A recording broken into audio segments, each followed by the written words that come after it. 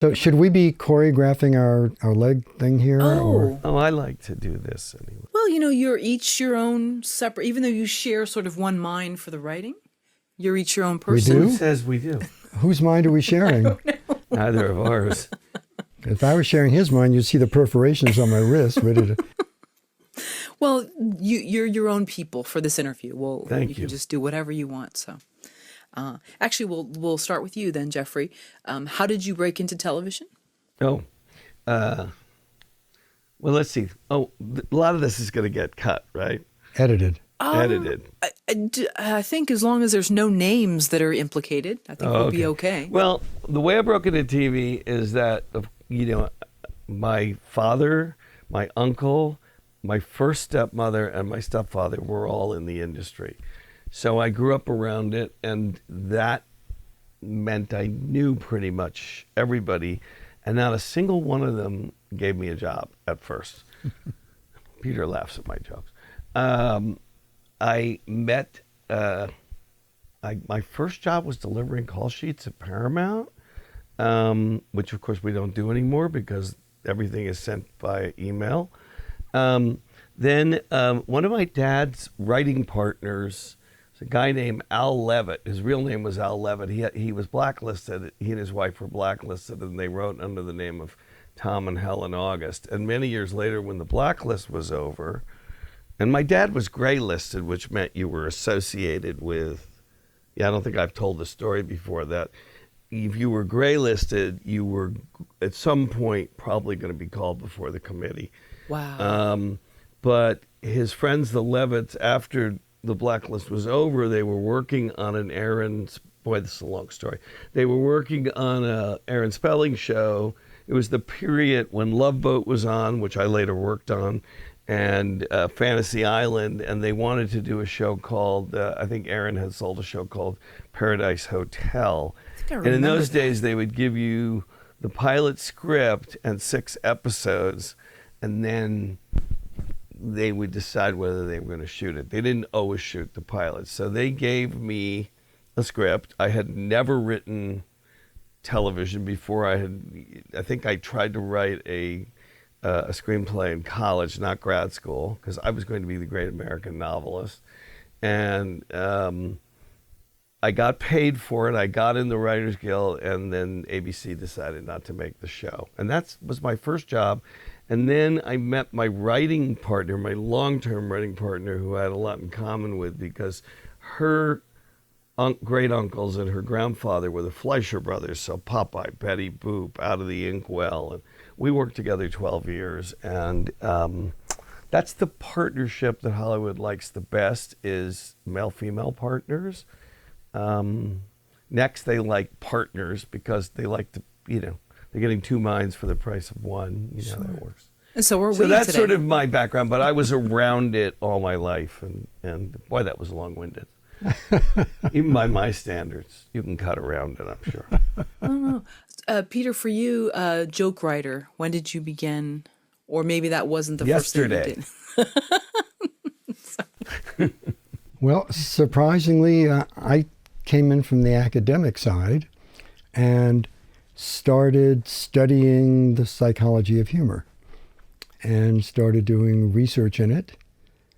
And then I took some courses in comedy writing and stand-up and got more and more immersed. And next thing you know, I was writing joke books. We wrote a few kids' joke books. They sold pretty well. And then started writing nastier adult joke books and fun stuff. And you Not also, as long and good a story as Jeffrey's. well, you also Certainly not as long. You also balance your career moonlighting as a therapist or psychologist?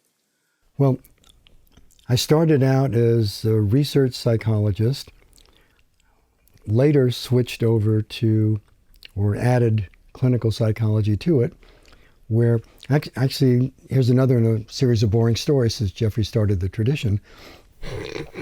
I developed a course called Instructional Humor, which was a course for public speakers on how to use humor to get their point across. And in doing that, I watched how nervous students would get when they had to get up and deliver anything. This is how I got interested in stage fright. Okay, interesting. Is there room for jokes when you're doing clinical research amongst the colleagues, or that's where you got your material from? Interestingly, stories help people remember things. When I was a professor, anything I wanted students to remember, I had to come up with a clever, funny example or a clever, funny story to get them to remember the concept. Otherwise, so it's a survival skill. The way the mind works, it remembers stories better than facts. Oh, interesting. That explains. Oh, I'm sorry. Oh, no, go I was ahead. just saying that explains about history and science for me. Not really. Sorry. Have either of you tried stand-up? I think I remember you saying that you had. My first writing partner, Julie Fleischer, had been in. I don't know. You guys came here too late, but the Kentucky Fried Theater was sort of the thing of the moment, and they did improv shows, which were scripted. Actually, I found out later, and then they would do some improving with the audience, and their parents staked them. The guys who went on and made Airplane later, the Zucker Abrams. They were cousins and brothers. The Zucker brothers. And she went to work for them, and had long been an actress. When I met her, she had been an actress and a stand-up. And one night she did convince me to go to the comedy store, and it was really bad. I mean, It was a Jan Brady people moment. were asking for their money back. That's about it. Doesn't get worse than that. No, I wanted to be an actor when I was in high school, and I remember doing, I don't think I've told you this story. I think I was doing Inherit the Wind, which is, the two main characters are based on William Jennings Bryan and Clarence Darrow, and they both have these long speeches, and I had to memorize the speech from the Bible, and I went up halfway through it, and drama teacher said, maybe not, maybe something. So, yeah. I think I think writers are very often people who fail at everything else. So that's been my experience, that, I did try a lot of other things, and yeah. Or maybe they're comfortable in their own element, though. That's a whole nother topic.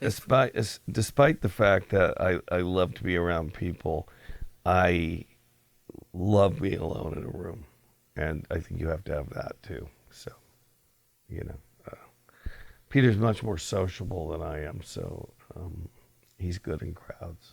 But I remember taking a stand-up class, and the first day, the instructor got up and said, "Comedy is a really aggressive art form. If you can't take it, get out." Which kind of stuck with me. And the couple of times I got up there and tried it, I said, harder than it looks on TV. But my wife plays the accordion, and we play in a group together, and I get to write the songs in genres that accordion plays with an attempt to make them be funny. And I get to do all the patter between there, which satisfies my need to do that. Okay. But again, you feel comfortable behind a typewriter or a computer, is that? As we say in Hollywood, I go both ways. She's been waiting Right. all week to say that. Yes, I'm not sure how to answer that. Okay. Don't try. Take some advice. Your new book that just came out is Now That's Funny. And I understand that it's 24 writers, and you give them a premise, like a situation about a mother and daughter. Mm-hmm. And instead of asking them about their process, because I understand you say that's the fastest way to get fiction from an artist is to ask them what their creative process is. Well, when you interview somebody and you ask them about their process, you have no idea what you're getting. And a lot of people sort of romanticize the way they wish their process was. Some will tell you what they think they do. But the easiest way to get at it, the most direct way, is to say, do it and we'll watch. And these people were so nice about letting us do that. And one of the things that we thought was really interesting is the people we had major credits. I mean, these were people who were showrunners. A lot of these were show creators. And all of them at one point or another said, we're kind of nervous doing this because we have one shot at this and then we're going to be compared to our really, really famous peers who might do a better job. And we want to, How much time did you give them to work out this premise? As much time as they needed. The average didn't put a interview was limit on anywhere from about an hour to 2 hours or so. And that was it. They had their shot. What you're reading in the book is liberally edited. So we were very sure. The most important thing to us was the premise making, because you get 24 different stories from this one premise. But great questions come out of it too. But the most important thing that we were sure not to cut was the premise work, and I think it comes across. And then the little stories that we tell, the little what do you call them? I always forget what you call them.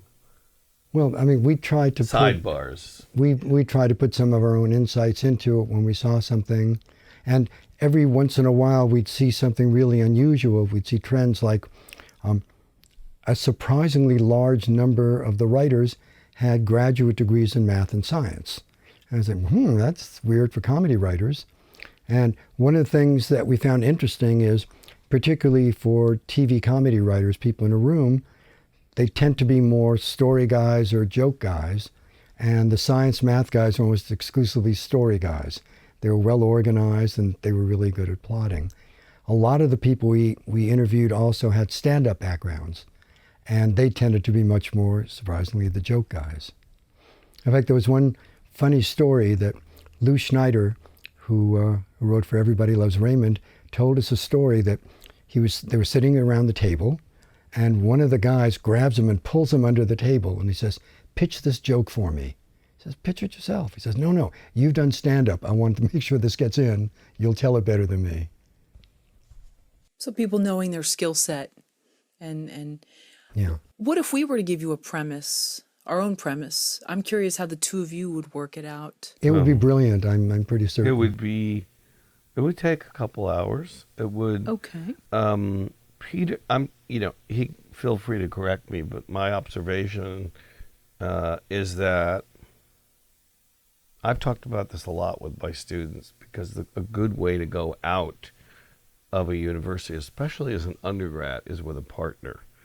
They are much more likely to hire you as a partner when you're young and help you develop your craft than as a solo writer. I'm talking about comedy now. I don't know anything about how drama works, but I'm pretty sure that there's so much cross-pollination now, it's the same.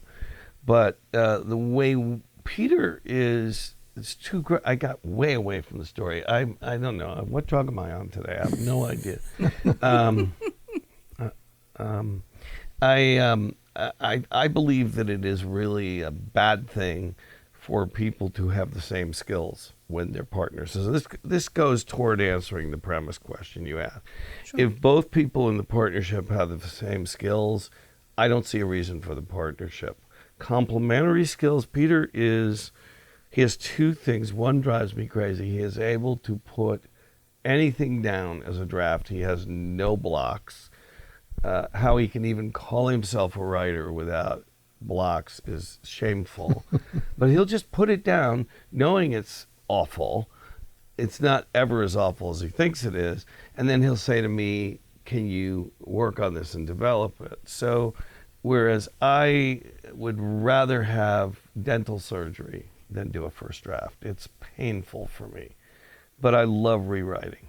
And Peter is capable of seeing structure in his head. I think this comes in part from his science background. Right. I'll start anywhere in the story and just let it write itself. And both of those ways of working on developing a premise or anything else are valid. The one thing we've learned from this book is there isn't any one way to do it. And I don't know if I answered your question, but I liked my answer better than Than your what I question. originally did. I mean, I have a little blabbermouth going on today. Did that sort of answer the question? We haven't gotten to it yet, the question. Well, but yeah. but I will throw in I one was other talking about partnership, I guess. one other sort of interesting thing that we'll get to. It'll be foreplay for the question. Oh, good. Okay. See, Which is he is trying there to was sell that book. there was a really huge study on creativity done at Berkeley years ago, and it wasn't just creative artists. It was architects, doctors, all sorts, all across fields, and the two major findings that they came out with were creative people have a better ability to tolerate ambiguity, and really important, they have the ability to suspend judgment. And one of the things you find, particularly with young writers, is they'll write something, then they immediately get depressed saying it's not great, it's not good enough. They're And right. one of the things that we've learned, and that for sure helps me, is I want to get something down. We, again, like the old Hemingway quote, write drunk, edit sober. So once you get something down, then you have something to work on. And I've never written anything that looks at the end like it started out at the beginning. So I don't feel constrained about writing anything, because I know it's going to get reshaped, retooled, reworked. Yeah, I don't have that. I think the ability to be able to do that is why the partnership works, because I can't do that at all. I suffer over my drafts, and they're still first drafts. I mean, I've never written anything that even after 15 drafts I didn't think could be better. What Peter has taught me to do is to move on. Oh. And that's really so great. now finally, and I've taught him to be more careful. No, I'm just kidding. So finally, in answer to your question, Yeah, I knew we'd get there eventually. I told you this was Okay, foreplay. Karen Patient? forgot the This is question. I'm patient. Yeah. Now, if you gave us a premise, we would eagerly take a shot at it, knowing that where we started would not be the place where it ended. Okay. And it was particularly fascinating in the book when we had teams working, where one would start riffing and the other would just pick it up, and then the other would go back and they'd just go back and forth. Right. Or they would change the sex. They'd say, we don't know anything about mothers and daughters, but fathers Right. and sons we know a lot about, so let's make it a father and son. Or in one case, my favorite interview, the grandparents are just lightly mentioned in the premise, Right. and Lou Schneider made it a story more about the grandparents and the mother than the daughter. The daughter kind of got lost in it. So, that's the other thing, is I think that the book does something that I've never seen a book do before. It replicates, not because of us, because of the writers, it replicates what a writer's room would be like. Because a writer's room, you come in, you might have the arc of the season, you might have those things, but you need episodes along that line. And they'll pitch an idea and somebody go, that's not going to work, or we did that 3 years ago, or blah, blah, blah, whatever it is. But ideas come in the room, and as Peter said, they are not the same at the end as when they start. Now, I'm going to take us back to your question. Sure. When Jeffrey and I were starting, we took a slightly academic view one day and said, what's your prediction about the approach they're going to take? Are they going to go more for story, or are they going to go more for character? And we found out the answer is neither. They went for conflict. And so if you were to give us a premise to develop, the very first step we would take is, okay, whatever the premise is, where do we get conflict out of it? Okay. If there are two characters involved, how can we make them butt heads to do something? Because everything would come out of that. Can I present my Sure. proposed premise? Okay. So it's two men. Both of them are under the age of 40. They're 40, they're getting near there. So you're giving us something we have no relationship to whatsoever. Okay. I can remember. Go ahead. So they're brothers. And so we have Adam, who had a successful career. I'm not quite sure what he was doing, but his lifestyle caught up with him. He had a lot of money, a lot of beautiful women who were at his beck and call, but it kind of caught up with him. And so he's decided to downsize his lifestyle and change his mindset. So he meditates, a lot of carrot juice, a lot of spiritual books. And so he's living in a rent-controlled Santa Monica apartment, really nice place. And then his brother Evan needs a place to stay for a little bit. Now Evan has had a little bit of a gambling issue and tends to have his own pharmacy in his bathroom. So he's got a little bit of some kind of a recovery issues that he's still working on. But Evan needs a place to stay. And so he asked to stay at the rent-controlled Santa Monica apartment. But it interferes with Adam's peace of mind. And then it turns out this rent-control apartment may be turned into a condominium. And so these different developers need to see the place. So we have Adam he's working, by the way, for a nonprofit, which he gets a fourth of what he made. But he likes it. He feels like he's making a difference. And Evan would like to get a job there too because he needs money. He has like a loan shark that he needs to pay back. And they don't really like him at the nonprofit. He's kind of loud. He's kind of boisterous. He says like off-color things. It's probably not the right place for him. Yeah. He hasn't kind of learned, tact. So a quick question. Sure. Adam made all this money. Does he still have it tucked away someplace? Ooh, Because Okay. if he downsized and he was really serious about it and donated all the money to PETA, that would be a very different script than if he put that all away, saying someday, I may want to go back, or I may want to find a cause that's worthy and it's in there making money for me. Or it's, no, I'm living, this is the new dream. I don't want to have any encumbrances. I don't want to know I could fall back on money. I want to face life every day. That'll make a big difference in the script. Interesting. I hadn't thought about what his bank account looked like. Well, that's why we have these talks. Okay. That's good. Yeah.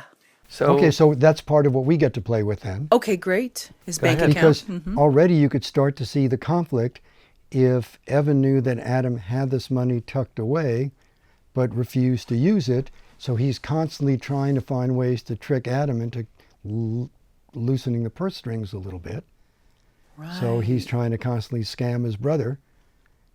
No, really, this money is going to go to help young blind orphans from Kenya who are secreted away by this terrorist group, and we're trying to get them out. And so you're not going to deny these kids, are you?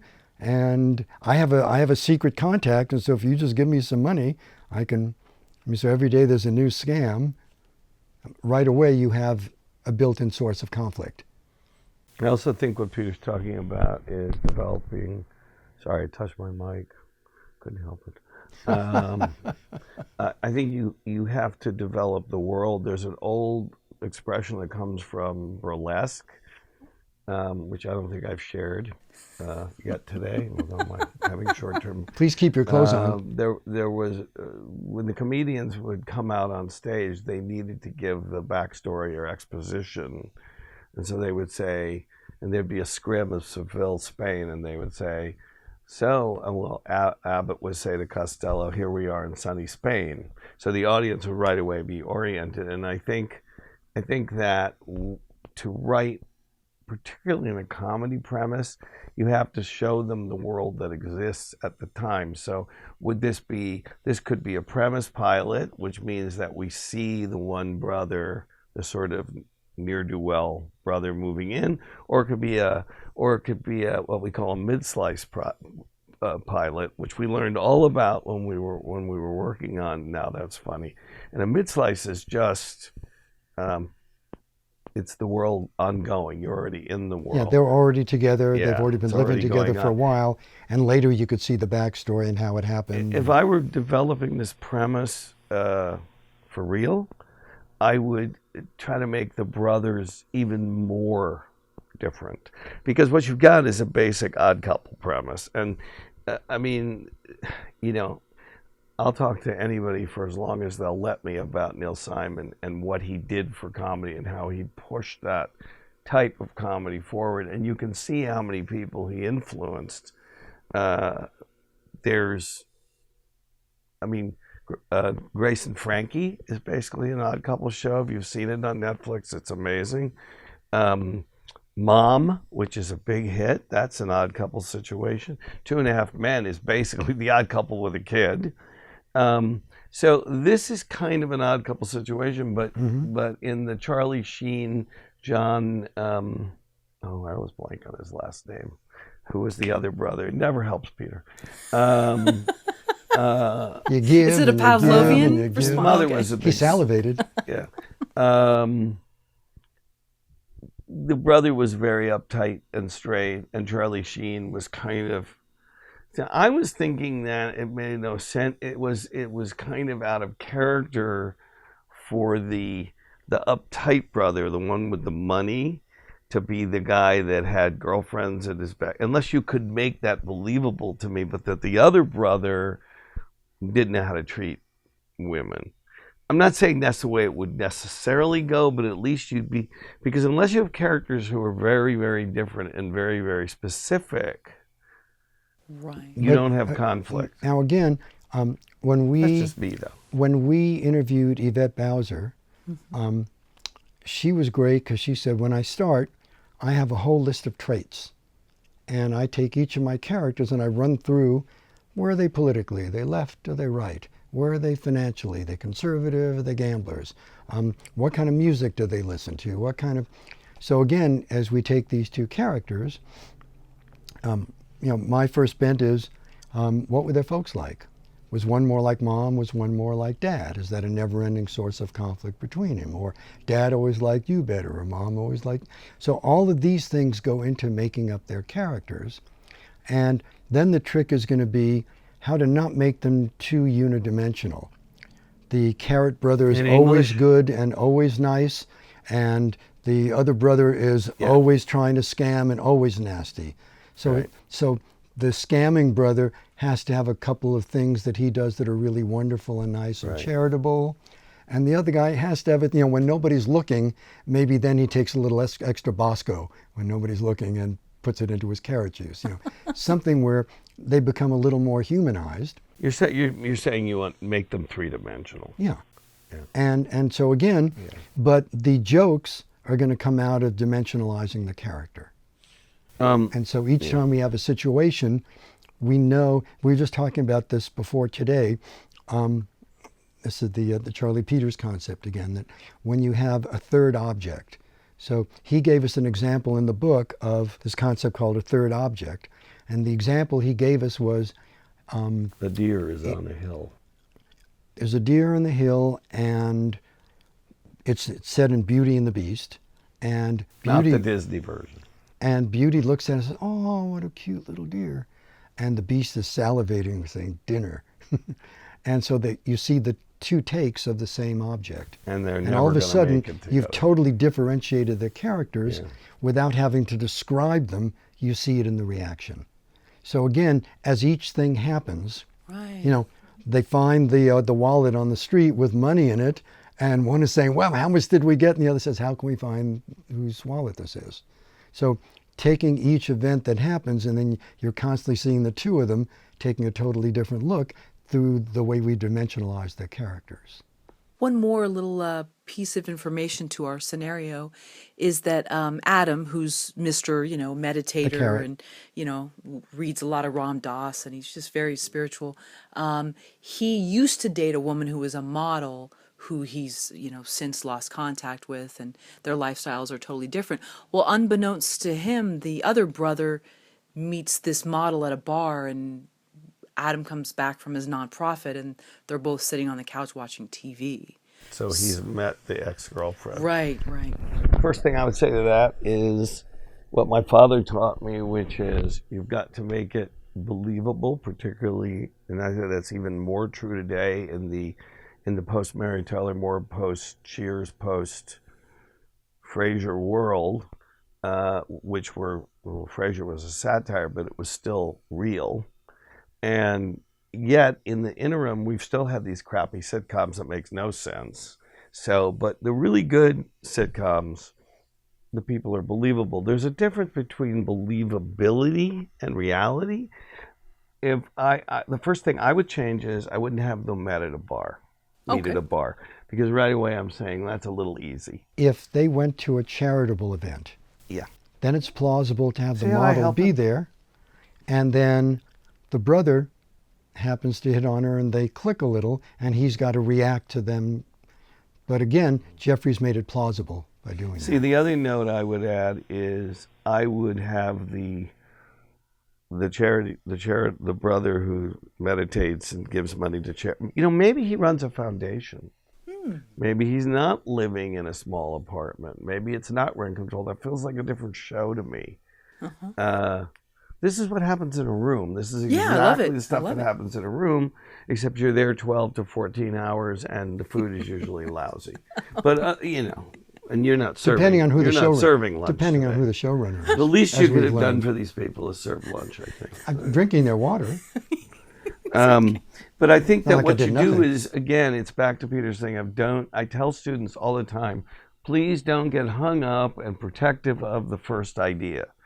You know, develop it, feel good about hitting blind alleys because that means you're making progress. So for me, I like the idea that the brother, it was somebody that he never thought he could get, and it ended, and he never really knew why it ended. And they're at a charity function. He's gotten the funky brother to go with him, Right. and right away there's a story for the pilot. That's a great pilot story. But I think you always have to say to yourself, and easier said than done, is this like Phil Rosenthal said, could this happen? Is it plausible? And Phil used to do, I don't know if you've been watching the history of comedy on CNN, but it's wonderful. And one of the things it wasn't in our book, unfortunately. Phil's in our book. But he said that his assignment every weekend was go home and get in a fight with your spouse and come back on Monday and tell me about it. Oh, great. So I think that's kind of adding to what Peter's saying is find something not that's never been done, because everything's been done. And what's going to make it unique is your voice. Now, the other thing about your premise that we have to make sure of is it's not that tough to write a pilot episode, Yeah. but how are we going to get Right. 2 years worth of stories? Two out of this? minimum. So, I mean, when we're trying to sell it, we can't go in there with 3 ideas. We have to start showing where this can go, remembering that in a sitcom, each episode is going to have a little arclet, but it can't have a beginning, a middle, and an end because the characters have to endure from week to week. They're going to want to see the carrot juice drinker drinking carrot juice every week, so he can't change that. And the other guy has to be kind of a sleazeball, druggy guy, even though he can go in and out of detox all the time. He can have new resolves to stop each time. You know, he could drink carrot juice with his brother, then go back and get his bourbon to drink later when he's not looking.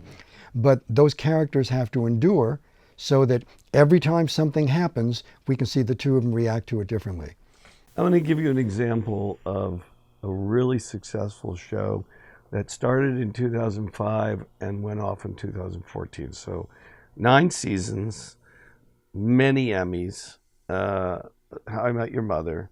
The 2 guys that created it were, they knew at the very beginning of the show, they knew how the last episode would end.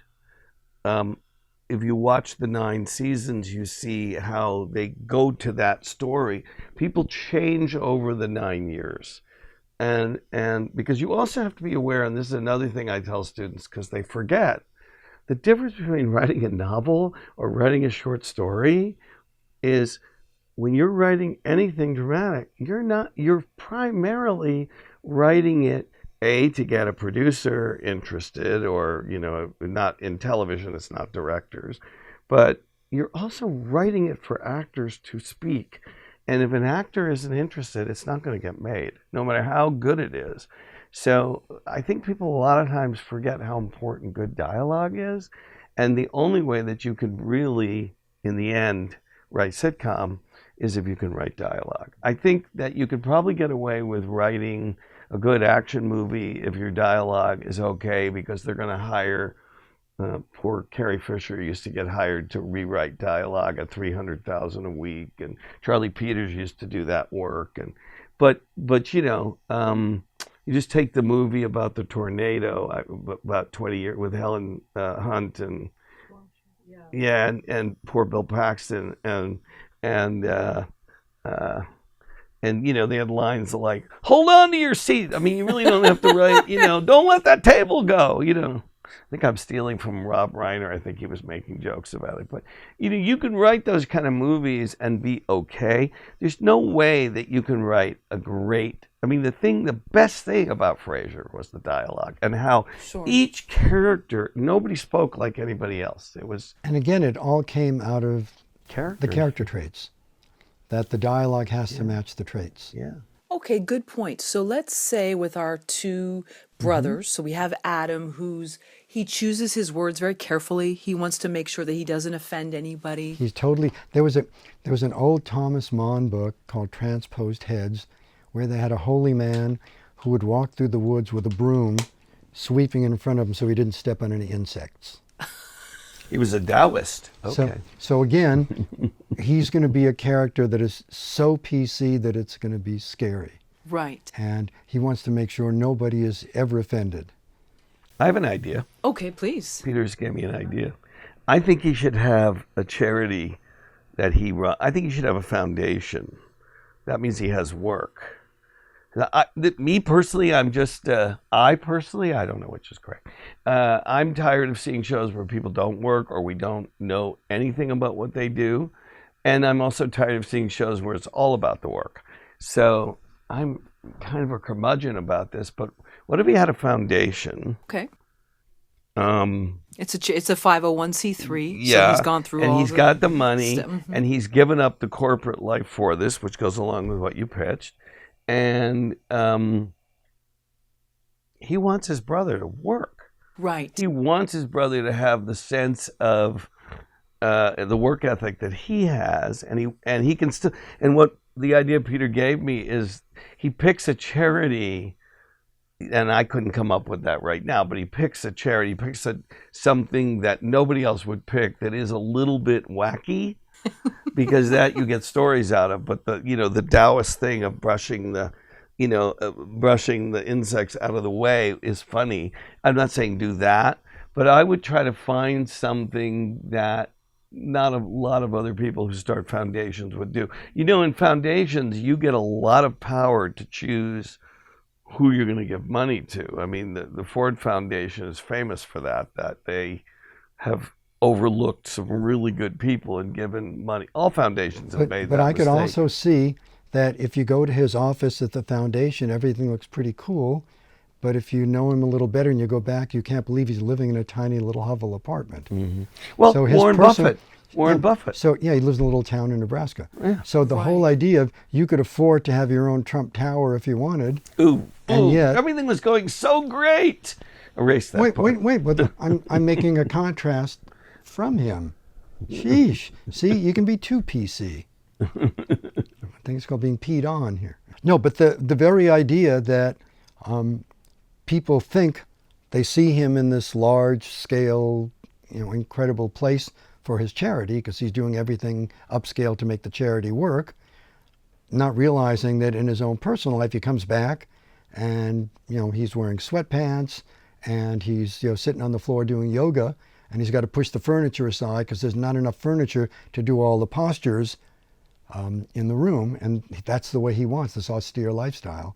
And then his brother could constantly be, like if he goes to work for him, saying, look at this palace we're working in. Why are we living in this hovel? So there's constantly pressure saying, loosen up the purse strings. You don't have to, buy new sweatpants. Right. He feels guilty. So with the dialogue between the two of them, how would it be? Because although they have two different mindsets and styles of relating to people, but they've also known each other since they were very young. The first thing it makes me think of is Adam is hyper PC, but he's human.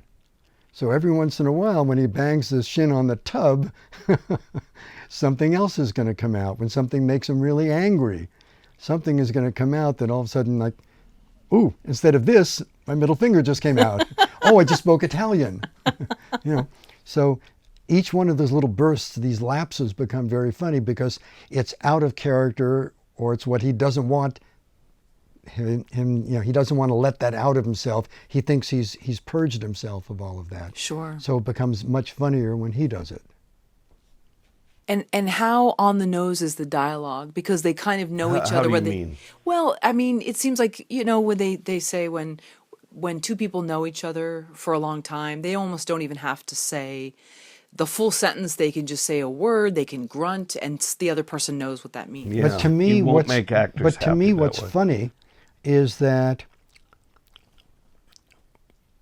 Evan remains consistent all the way through, but Adam went through his transformation. So he doesn't talk like he used to, and that really pisses good. Evan off, saying, you know, what happened to the guy that I used to, play catch with in the backyard? Where has he gone? Now everything you're saying is, no. Let your inner He'd also be trying to calm. prick the bubble all the time. Sure. Yeah. And sometimes it makes him frustrated. Sometimes he takes it as a challenge.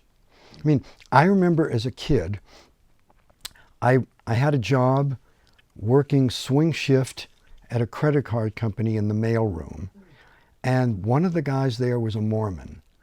And Hey, he I'm would bring a Mormon. he Watch would it. bring his lunch every day, and he wouldn't hang out with anybody else. And people would constantly try and get him angry. And like they would take a paper clip and a rubber band, go up behind him and smack him in the head. And that really hurts. And instead of getting mad, he'd say, please don't do that. That really hurts. And then all of a sudden you'd feel guilty for doing it, but you do something else because you wanted him to curse at you.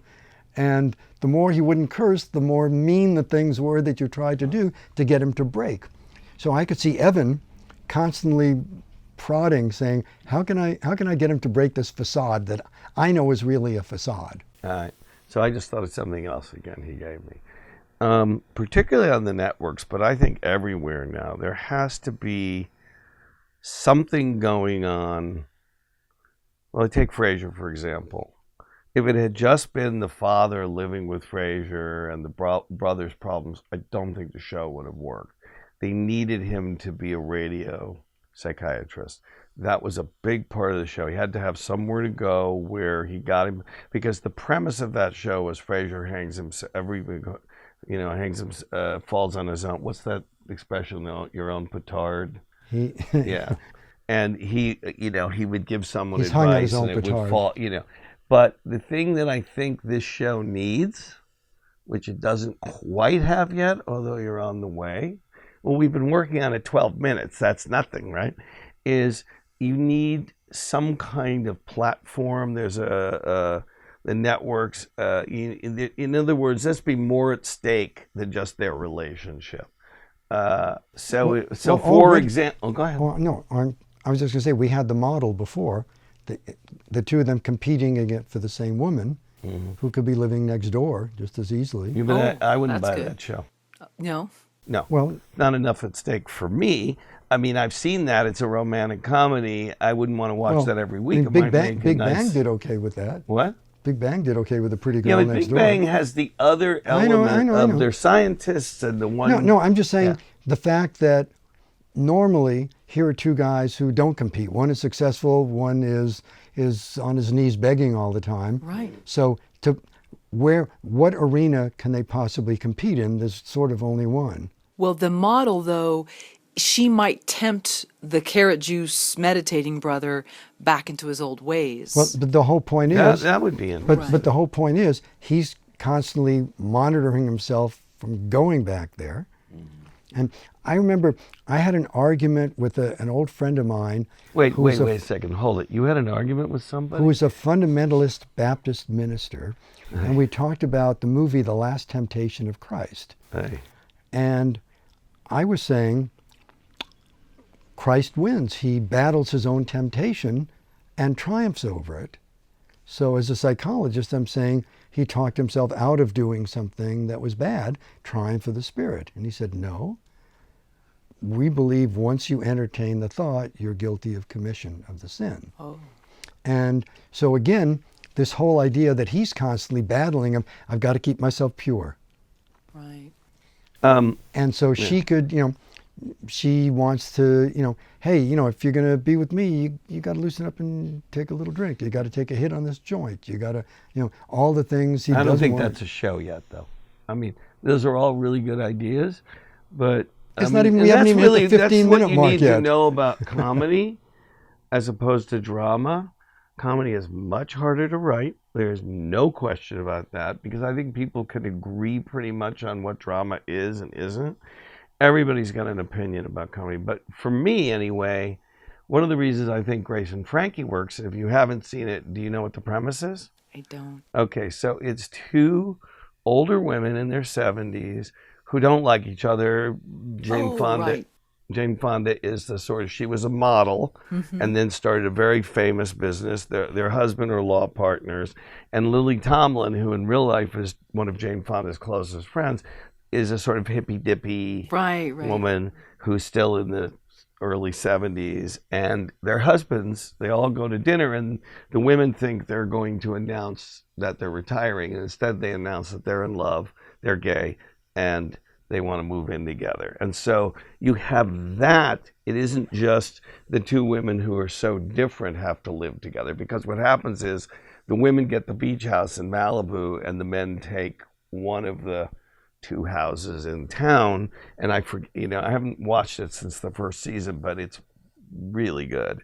And what I think, this is just my opinion, but what I think makes it work is you've got both things going, and you've got more stories, because you've also got Martin Sheen and Sam Waterston's story. You've got but remember, we haven't populated this sitcom. No.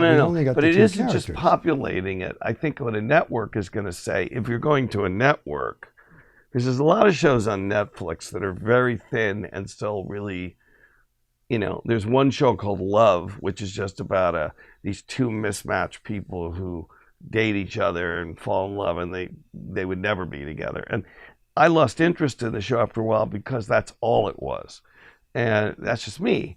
But for me, if I were going to a network with this, I would have to have you have to have somewhere that this thing takes place other than the apartment, because I'm going to get bored, and I don't know how I'm going to get 4 seasons. No, and that's but remember, what they want now. But remember, okay, so as always, I agree with Jeffrey, and think for openers. What universe? For openers, 2 easy ways to go are: one, they're in their 40s, their parents could still be around, and so you can have a whole new set of conflicts in there. Plus, they're at work. And since he's got them there at work, you've got a whole bunch of different people in there to interact with. And again, you can have people at this place of work that range anywhere from, they'd rather die than see a dolphin in a tuna net, to people who were saying, hey, let's put on some rock shows, let's really get some glitz here, let's get more celebs involved here. So I mean, there's all kinds of places to take this. That's what I'm talking about. But I'm saying, but initially, I still want to get, what are the big conflicts between the two main characters, because you want to make sure they're seeing everything differently, and that their goals are always crossed. Now, interestingly, one of our favorite interviews, one of our 24 funny, you mean? one of our favorite one of our 24 favorite interviews, and Now That's Funny, was when we did Leonard Stern, again, who made a big point of saying conflict is at the absolute base of all my comedy, but it's never hostile, it's always out of love. And we talked about it. It's kind of like, it took me back when I heard that to I Love Lucy, where every episode of I Love Lucy was, they all loved their best friends and each other, but they always had a conflict about what they should be doing to express that love. We should go here. No, we should go there. We should buy this. No, we shouldn't buy this. And it was always, this would be best for you. Listen to me. I know better. But always banging heads, but not trying to hurt the other person, not competing, but saying, because I love you, I want what's best for you. Okay. And so again, one of the interesting things in this comedy that I see in the premise that makes it good is they are brothers. So no matter how bitterly they fight, bottom line, they're going to take care of each other.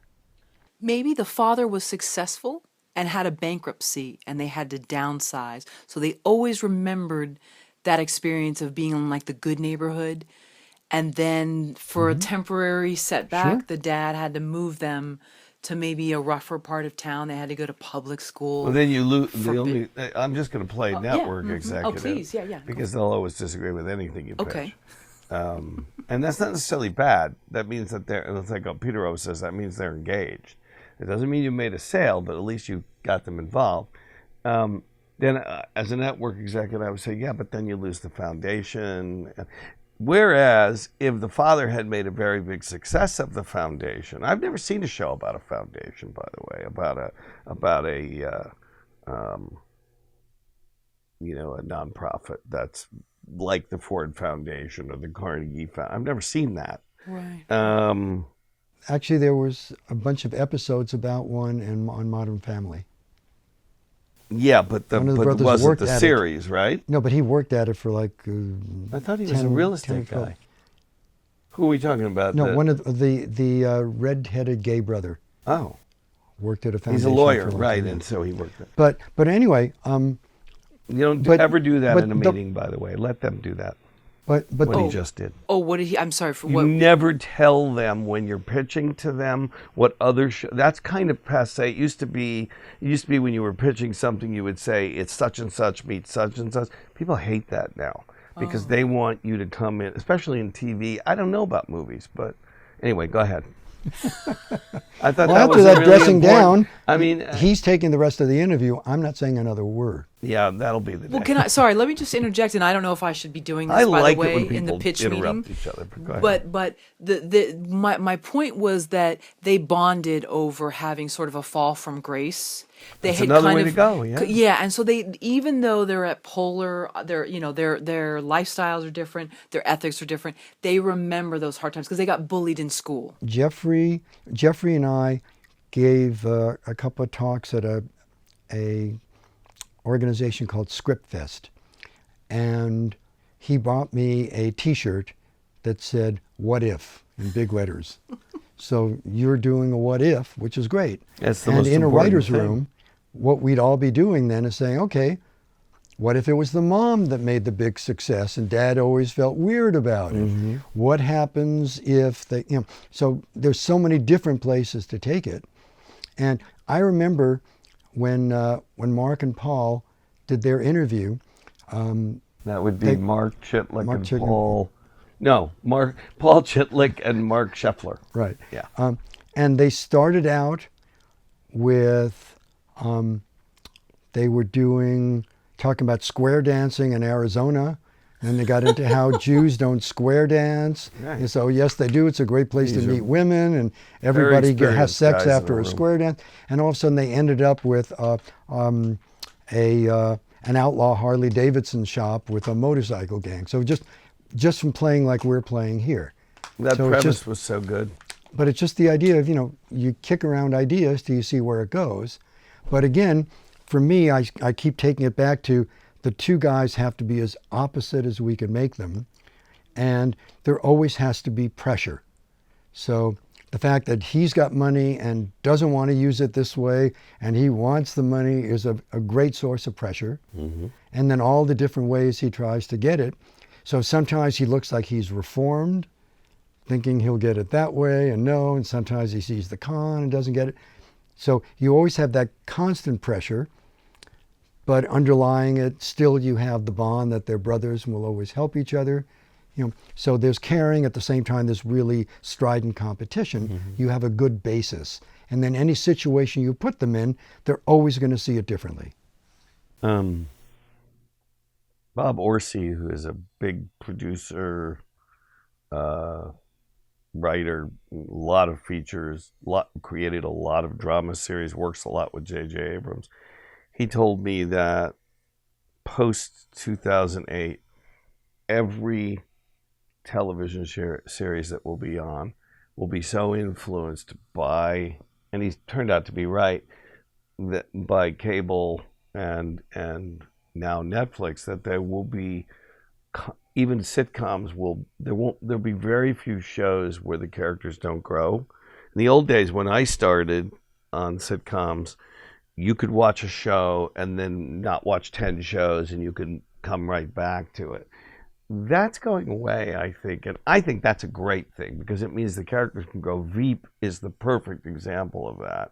Yes, it's a sitcom, and she's horrible. I don't know if you've ever seen it, but Julia Louis-Dreyfus's character is just an awful human being, but she's doing it with this wink and a nod, and it's satire, so you like her.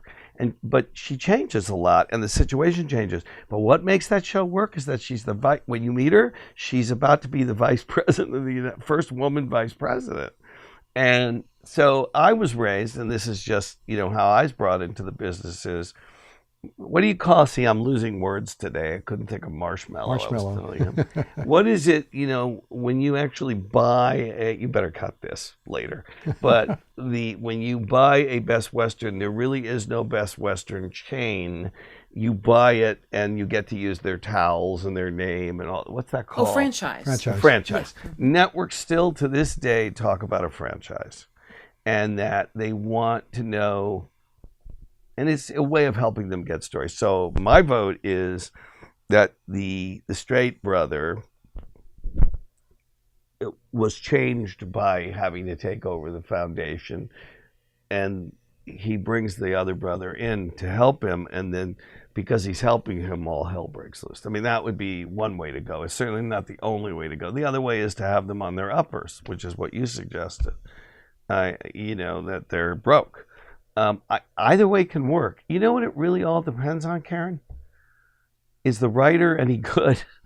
Because the greatest premise in the world can be ruined by lousy writing. So, and again, it all goes back, does an actor want to play this?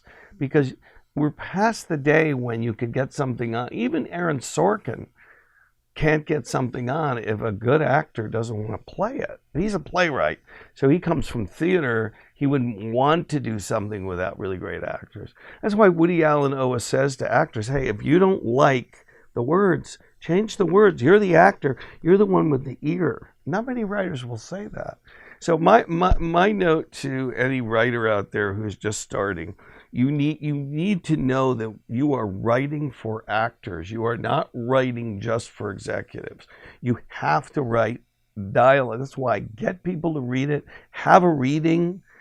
Refine your dialogue, because people read 5 pages, and if they're not taken, they're not going to read the rest. So I'm saying that one of the showrunner told me recently, who works for us, actually it's Bob Meyer, told me that what you want in a room is the 12 to 14. It takes about 4 days to get a story. That's why they work on multiple stories at a time, because they're on a deadline. The writers come back on a network show, the actors leave in June or late May, or maybe even April, and then everybody takes a hiatus, and the writers come back in late May, early June, and they've got to get a head start on 24 shows.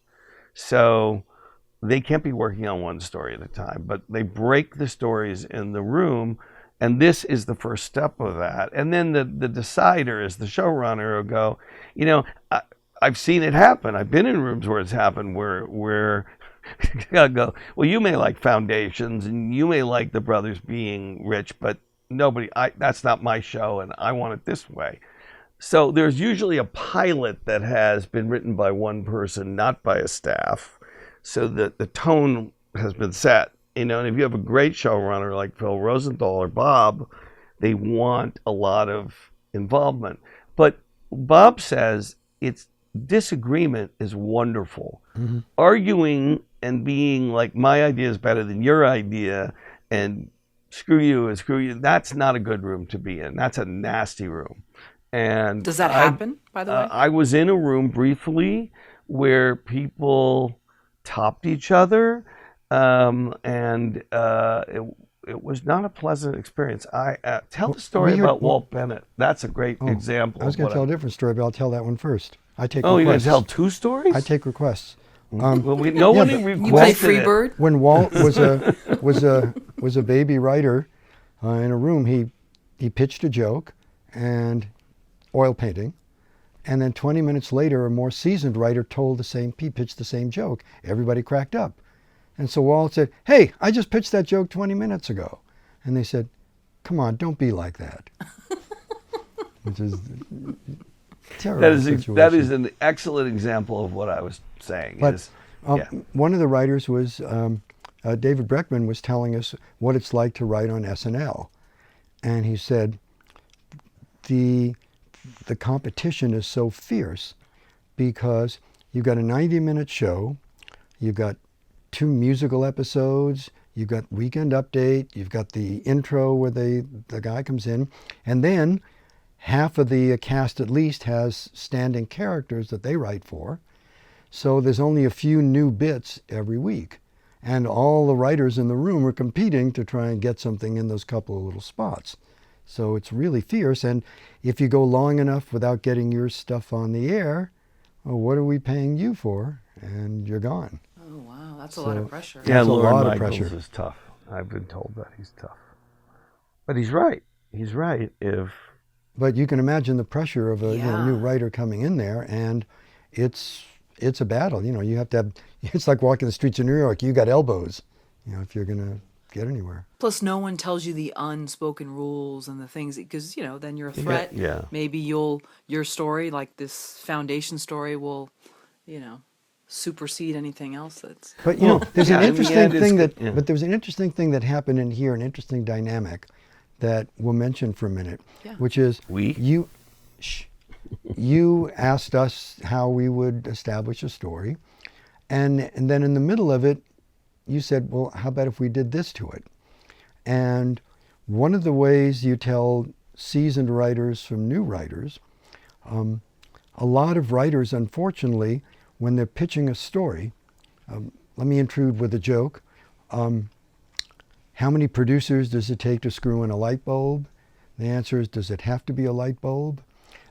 It's a terrible old Hollywood joke, but it gets to the idea that when you're pitching a story, sometimes the producer or the exec who's listening will start saying, well, could it be this? Couldn't we do this? Couldn't we do that? And they start to think, hey, whose story is this? And I'm the writer, and what do you... Foolish. That's as the French say, an amateur. When you're a seasoned writer and the person you're pitching to makes any suggestion at all, you say, that's wonderful. Give me more. Oh. Because you're starting to get a creative collaboration going. They're interested enough in what you're saying to want to be part of it, and you want to invite that. That's the beginning of a green light. Yeah. And part of the irony is half the time they don't even remember what they said. Yeah. You don't have to use it, but it doesn't matter. The minute they're invested enough to want to make suggestions, they're saying, I've got something that's hitting them.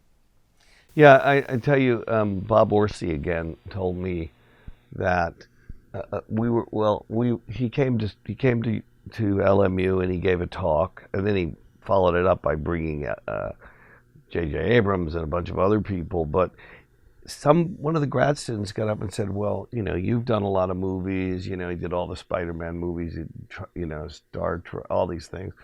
And this kid said, well, what if you don't like the note? And he said, what do you mean if I don't like the note? Well, do you have to take the note? He said, I have to make sense of the note under the note so that I can make the executive happy, because that's my boss. If everybody has to take notes. Believe me, Spielberg still takes notes, probably fewer than we do. But, when we were working on this book, Rudy gave us some notes. I don't think that, I know for a fact Peter wasn't happy with all of them, but what Peter can do really, really well is he can translate the notes so that he can make the editor, publisher happy, but still and that's what Bob was saying, is you can't turn your back on people who are paying you. And that's sort of that's a young person's fantasy. I don't think there's any part of the arts where you could do that. A poet can't do that. A nice part to talk about here is that when you're pitching a project, people think, okay, did you like my work? And in many, many cases, they don't buy the work you brought in, Correct. but they might say, but I like the way you work. I like the way you think. And they'll say, we have this other project, would you be interested? So you're in there pitching yourself sometimes more than your project. Right. And so if you go in there saying, what do you mean they have to be 30 years old? I had them in there as 24-year-olds. You're done. Then You're toast. they said, why would we ever want to work with you? Yeah. There is. But if you're saying, 30, wow, I like that. You have a much better chance of I said being this a to partner. Peter this morning, that I believe that we're in a period of less tolerance for entitlement than ever before. That J.J. Abrams has a rule, he and his wife at their company, that the minute someone shows any form of entitlement, any form of, where's my office with the corner view on the 12th floor, bye, because there's just too many people who won't behave that way. And it used to be, now I'm sure there are still people who can get away with that, but I think Do you notice he and looked at less. me when he said that? I didn't look at you. I was afraid to look at you. Anyway. Right. If I were to go in to pitch this to someone and I was pitching it to the two of you and you both said, we don't like this and this and this. So would the open and workable response from me, i.e. the writer, be, great, I can come back and change it, and could we meet again with Depends. the notes? Okay. The first thing you have to do, I'm sorry, go ahead. No, I would not say that. I would say, what parts of it didn't you like? How would you like to see it done? Because if they haven't started the creative collaboration, maybe I can start it. And so if they say, well, I see it, working much better with for a younger market, and I'd like to make these, mid-teens, I'd say, oh, wow, I hadn't thought of it that way. Yeah, then you could da-da-da-da-da-da. And the more I can get you involved. Is another better chance trick I have. that we learned from someone who's not in the book, my mentor, who is in his 90s now, but sharp as a tack. And he used to go in and pitch like ongoing series.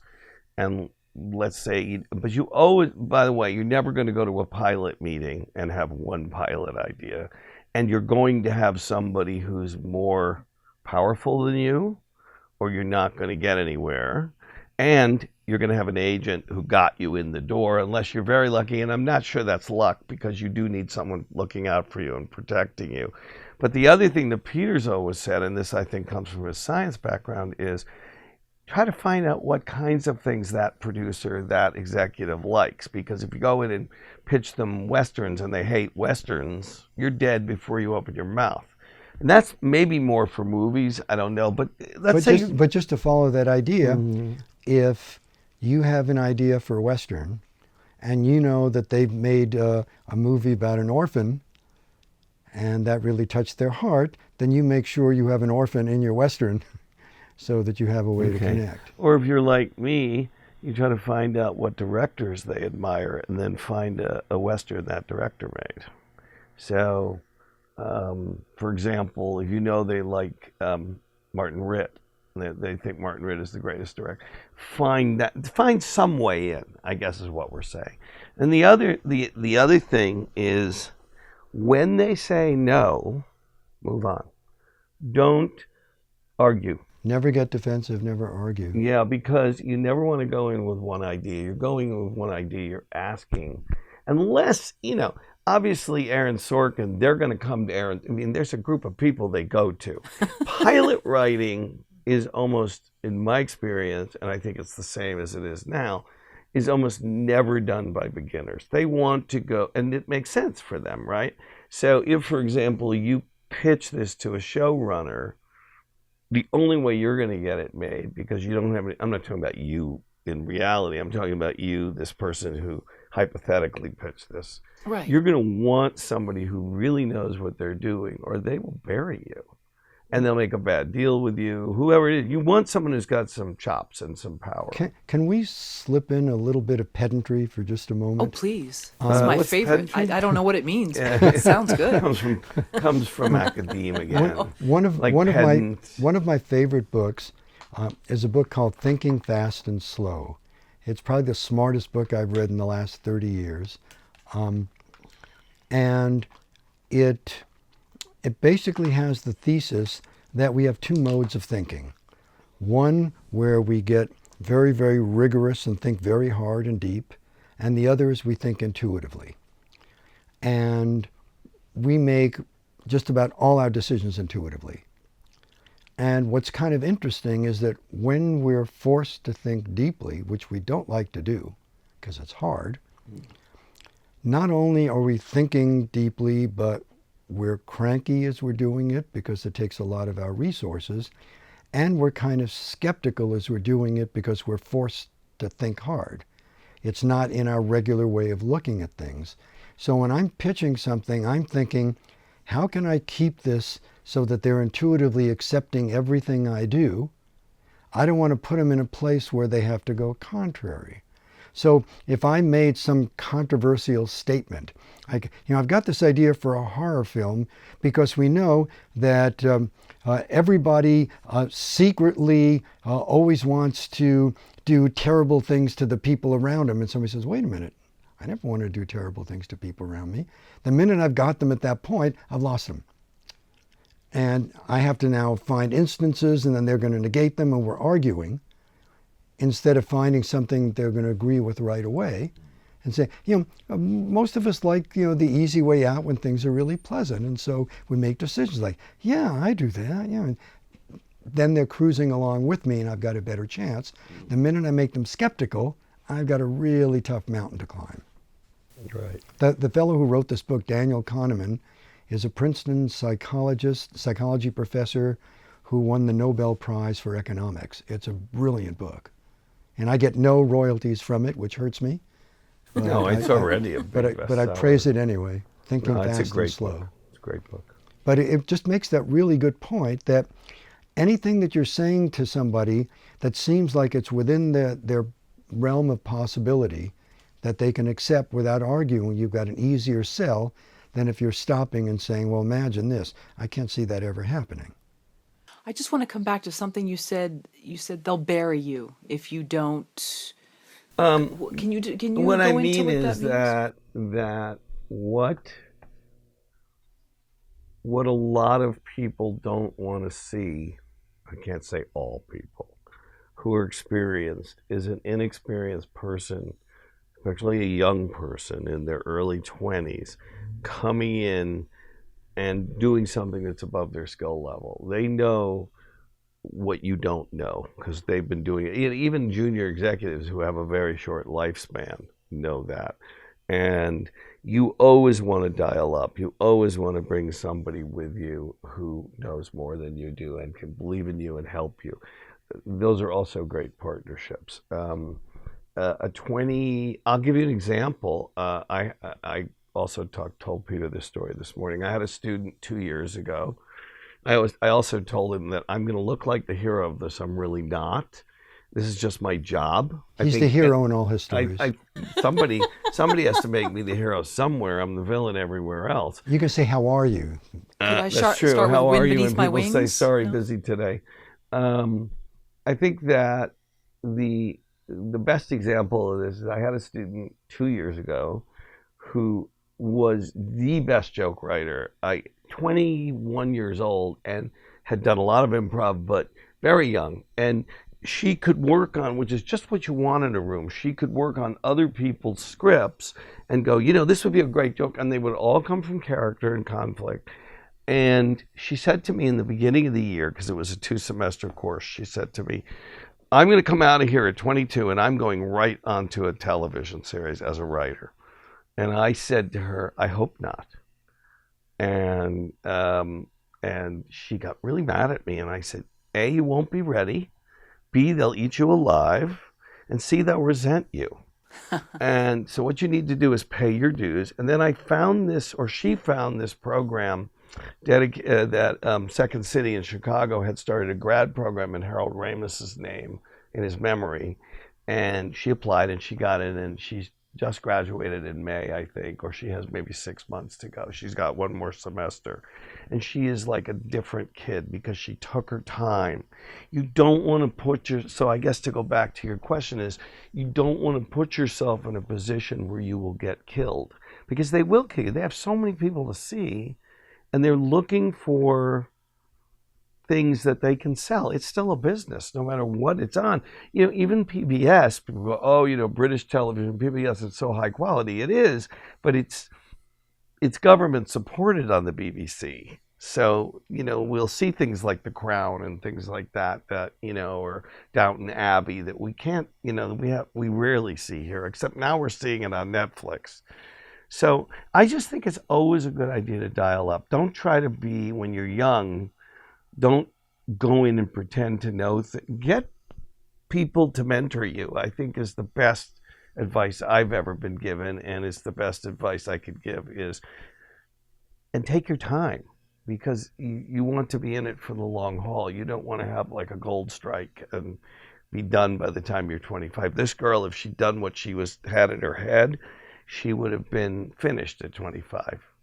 I think, how many, if you look at Orson Welles' career, his later career, even though he made some great movies, he didn't have the career he had at 26. He was too young, but he was a genius, so that doesn't really count. But I think there's a lot of social pressure, and I know for Generation Xers like myself it existed, but now I see it for millennials and Gen Z.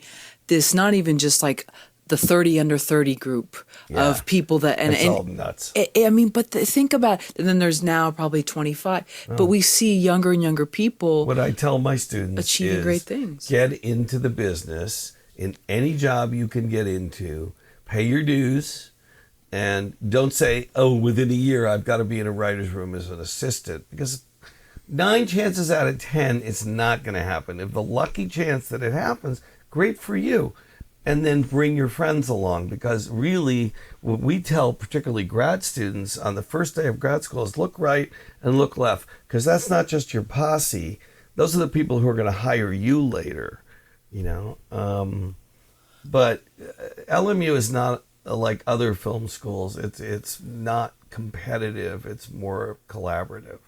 So I know USC is very competitive, and I think that's too bad, because collaborative environment is always better. To nurture other people while you're trying to get what you want means that you'll always have people you're working with. Most of my seniors come out, and if they haven't changed their mind about writing, they work. They're all this crop of seniors that just graduated in May. They're all working in the business. But we'll want to edit the bad stuff about USC out of there. Nah, keep it in. No. Well, we can't. USC grad. We can't ask this though. No schools mentioned, but how can one tell a collaborative environment versus competitive? Because sometimes competitive can mask as collaborative, and then once you've been around a little bit, you start to see. Do people care about not just their own work, but other people's work? Are they involved? Do they work on other people's work? I think that's a big tell. And what are the teachers like? What are your bosses like? Now, the difference between school and a job is, hey, if your boss is an asshole, there's not much you can do about that except quit. So and it's good for you to work for assholes, I think, because you will learn, especially early on, because you will learn how to deal with difficult people, which is part of life, right? So unfortunately, look, I have to work with Peter every day. I mean, no, but you've asked a really nuanced question. Oh, good. Which is another pedagogical term, nuanced. Because I don't. You're making it sound like it's binary. Are you collaborative? We don't know the word binary, Peter. 0, 0, 1, 1. No, okay. Oh, she's thinking mathematically. He means it's not one or the other. I'll get my answer in. I know I will. Right. I doubt it. I'm patient, just like Adam. If you start speaking English, perhaps, but. And so, the fact is, in any environment, the difference, the places where you find that it's competitive, you'll find people being very evaluative, particularly negatively evaluative. That's not a good idea, because that wouldn't work, because... I don't allow that in my classes at all. But good ideas are always recognized. So it's always competitive, because if you have the best ideas, you're recognized as the best. Like LMU works really hard to be a supportive environment, yet Jeffrey said, here is the student who clearly was head and shoulder above everybody else. You're going to get noticed by the quality of your ideas, so it's competitive to the extent that you could stratify who are the best to the worst writers, whether you're supportive or competitive. Mm-hmm. But the difference is the lumps you take along the way. Yeah. In other words, some people, again, come with this idea of, look, it's an aggressive marketplace. We want to prepare you for it. So if your ideas suck, we're going to let you know it, because then you won't have so many sucky ideas later. Yeah, the only thing, as opposed to other places. I mean, I know, for example, people come to me all the time with ideas saying, can you give me notes? Here's my script. And what I found is... charge for that, I think. What I find is I almost never give criticisms. What I do is I ask questions. And so if something doesn't work for me, I don't say that doesn't work or that's no good. I say, have you thought about this? Or why does it work to have this be that? Is there another way to do that? So it's never coming out as a put down, because people get very defensive when you put their stuff down. And Doesn't I don't help want them either. And I don't want to dampen their enthusiasm. And at the same point, I don't think it's helpful. We're asking them thought-provoking questions that they can answer. Eventually, if they're smart enough, they realize it's a criticism or it's a flaw, but it's not negative. It makes them think, how do I solve a problem? So I'd like to recast it as problem solving. I think it helps to realize that, believe it or not, Aaron Sorkin has written some pretty crummy scripts, and he would probably be the first to say so. So, even the best people are not at their best. Oh, there's a famous mom, W. Somerset mom, saying that only mediocre writers are at their best all the time. So, I think that what I try to do in class, and probably some of this is influenced by Peter, that it really hurts to have to compliment him. It physically, you can see the pain on his face. Is but you don't see me kicking his ankle. It would never occur to me to say to any student, and I haven't had the experience of a student with zero talent. I've never had that, because it's really hard to get into LMU now. And we are number 8 out of 10. We're in the top 10 film schools now. So, plug for LMU. But even someone who was really untalented, I would probably do what Peter just said. I would probably say, do you really want to write? But I would never say you have no talent for writing, because a lot of people said that to me. They didn't say it in those words, but a lot of people discouraged me. And I think discouraging someone is really awful. It's an awful thing to do, because you never know what someone will do later. But let me add a little. Hold on. I almost got a word in. Stay. I wasn't finished my speech. I was going to say something nice about you. If you had told me 10 years ago when I met Peter that he was going to write a novel, I would have said, nah, Peter will never write a novel. That's something Peter doesn't do. He's not only written a novel, he's really working hard on it. Now you can interrupt me. Go ahead. Notice he didn't say it's really good. He said he's really working hard. It's getting there. No. Is that the manual? Or no, that's... No, he's writing a historical novel, which, by the way, is the hardest genre there is. Oh, right. About, yeah. Mm-hmm. We talked. But just, even when you're asking questions, I think you have to be really careful, because questions can be very evaluative. Sure. Why did you decide to wear that dress today? It's very pretty. It's hot. The point is, that's a question. But it's really I've had those questions. It's an evaluation. Sure. And so that's a sexist question. So even asking questions like, why do you want to be writing? You have to be very careful, because that could be a very discouraging question. Right. Well, I have an evaluative question that I would like to ask. Okay. And that would be, do you think a writer that has talent but no connections has an easier time getting in the business versus a writer that has not as much talent but connections? That's a trick question, because it's not evaluative. Okay. Sneaky. Well, because it really depends on... It just depends on the circumstances. The ratios of both. Yeah. That's the scientific answer. But I have to tell you, contacts, it's really big. there are an awful lot of people who will never, never, never get noticed, no matter how good they are, because their work will just never get out of that bottle. That's true. And knowing people, big advantage. But, we were talking about this before today, that, the importance of the N-word in Hollywood, that networking is more important than anything. It's the more people you can work with, the more people you can collaborate with. It just, when there's a position open in a room, you're a lot more likely to call friends, than just say, hey, we got an open spot here, come in and audition. So more work gets given to people who know people than any other way. Right.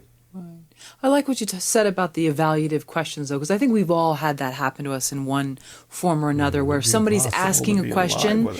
And then they're like, I'm just asking a question, but it's the intention behind the question. I had a clinical supervisor who would really get down on me saying, don't make a statement through a question.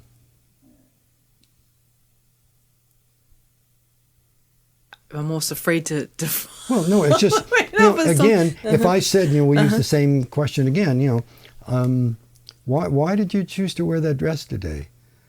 Right. That's like saying, that's not really an appropriate dress to wear. Oh, I can tell the intention, yeah. And so, again, it's like, you have to be careful, even when you're saying, why does your character, why did he choose to be a cowboy? It's like, I'm saying that you shouldn't have had him be a cowboy. Yeah, I can see it in your face and the intonation. Who are possibly paying for it, I think that changes the. But I mean, I think the important thing is when you're asking questions to give them the appearance of wanting information, rather which is than very a different judgment. than giving an evaluation. Right. Interesting. And surprisingly, people don't really like being evaluated negatively that much. Yeah, that is surprising. No matter how much practice they've had. That is an odd thing, isn't it? How odd. Do TV writers use structure when writing out episodes and a season? Okay, I think I answered this earlier when I was talking about how rooms work. And this really comes up in the book a lot. I have yet to, this is happening more and more on drama shows, by the way, never had rooms up until not that long ago. The drama room is based on the comedy room, and the comedy room is based on the Sid Caesar show of shows from 1956 or 7, 67 years old or whatever. Someone didn't like my headline for that ad. I'm never forgotten that. He's very valuable with me, by the way. But I'm straight up with it. You straight up with it, which doesn't make it hurt any less when you spend 10 Again, we're back hours to on Italian something. hand gestures. So the I'm sorry, could you ask the question again? Oh, sure. Do TV writers use structure when writing out episodes and a season? Episodes don't work the same way as pilots. So let's say you're on the 2nd year of Modern Family or the 6th year of Modern Family. The staff's already had changeovers. People have left, gotten their own deals, their own show. First thing you're going to get is a Bible. And the Bible, the show Bible, is every show, every episode that's ever been done since the show started. Then you're gonna sit in a room for 12 hours a day minimum, and you're gonna break story. You're gonna pitch and break stories. Then from the break is really an outline. Then someone is going to go out, probably an assistant, and type up the outline from the break. Then they're going to come back in. They're going to go over the outline. Then somebody is going to go out, do a pass, a draft, come back in. They'll table that, rewrite it as a group. So on television, episodic TV, yes, the showrunners design the arc of the show and have the say on what's going to happen.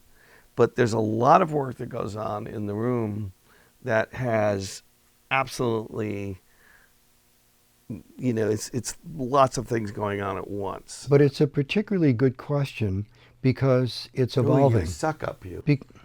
Okay. I shouldn't make obscene gestures, I know, but...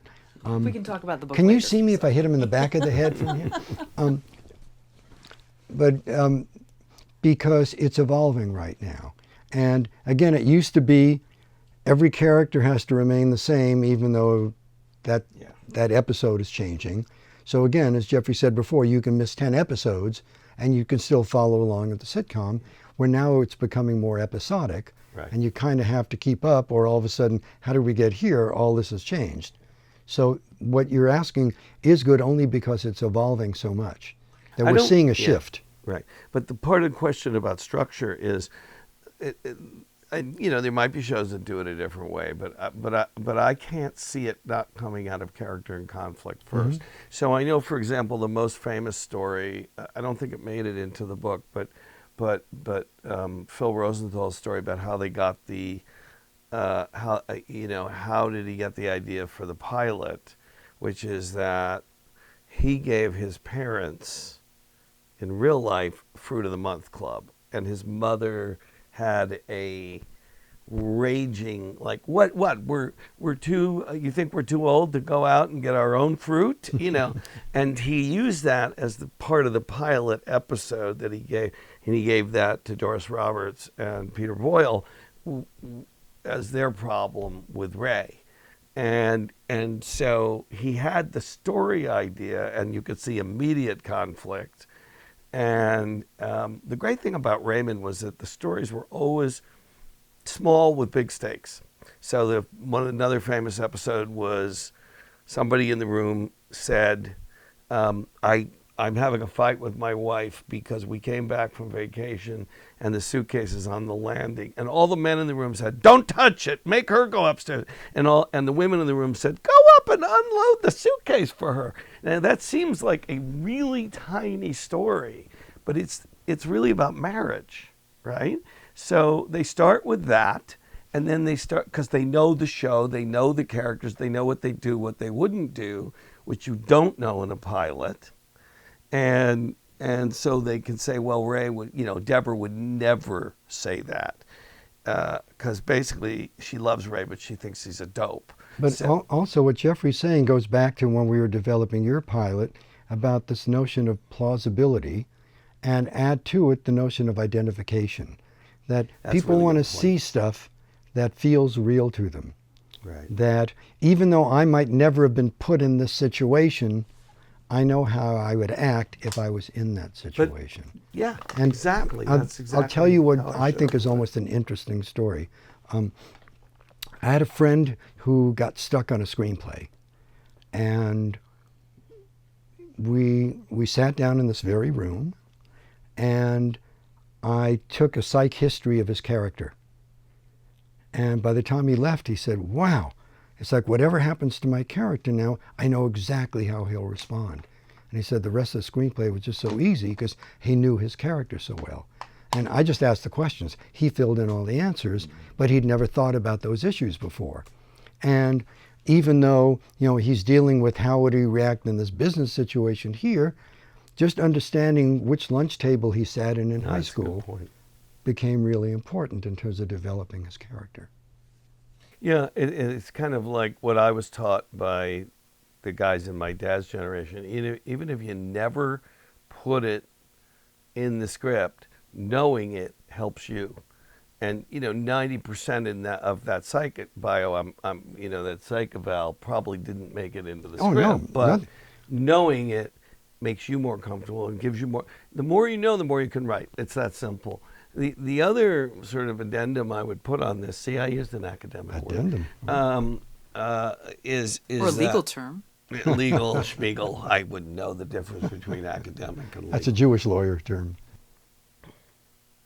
So the other thing I would say about that is that the great thing for some people about working in a room is not only do they know what they're good at, they learn to get good at other things. So there's another position in the room that people don't talk about much, which is the line editor, somebody who's really good at going line for line and going, we could do a better job on that dialogue. That dialogue is not funny, or it's not. And then the joke writer can come up with. So it's really a I think that's the way Elliot Shulman described it in the book. When we interviewed Leonard Stern, he showed us a book he'd written called A Martian Wouldn't Say That. Yeah, my dad's in it. And again, it's this idea that you know these characters so well that when you hear a line, you just say, no, she would never say that. Right. Who And knows what a Martian would say, right? But when you've written a book about a Martian, you start knowing the way he would say things that wouldn't. Yeah. And these people in the room know the characters so well that everything comes through. You feel their language and that's the other thing, the corollary to what Peter was saying earlier. Corollary. Another nice word is, it doesn't We're educating matter him. It's a slow process. It doesn't matter who you know in the room and how close friends you are. If you don't get the show and you haven't studied it, you're not going to last.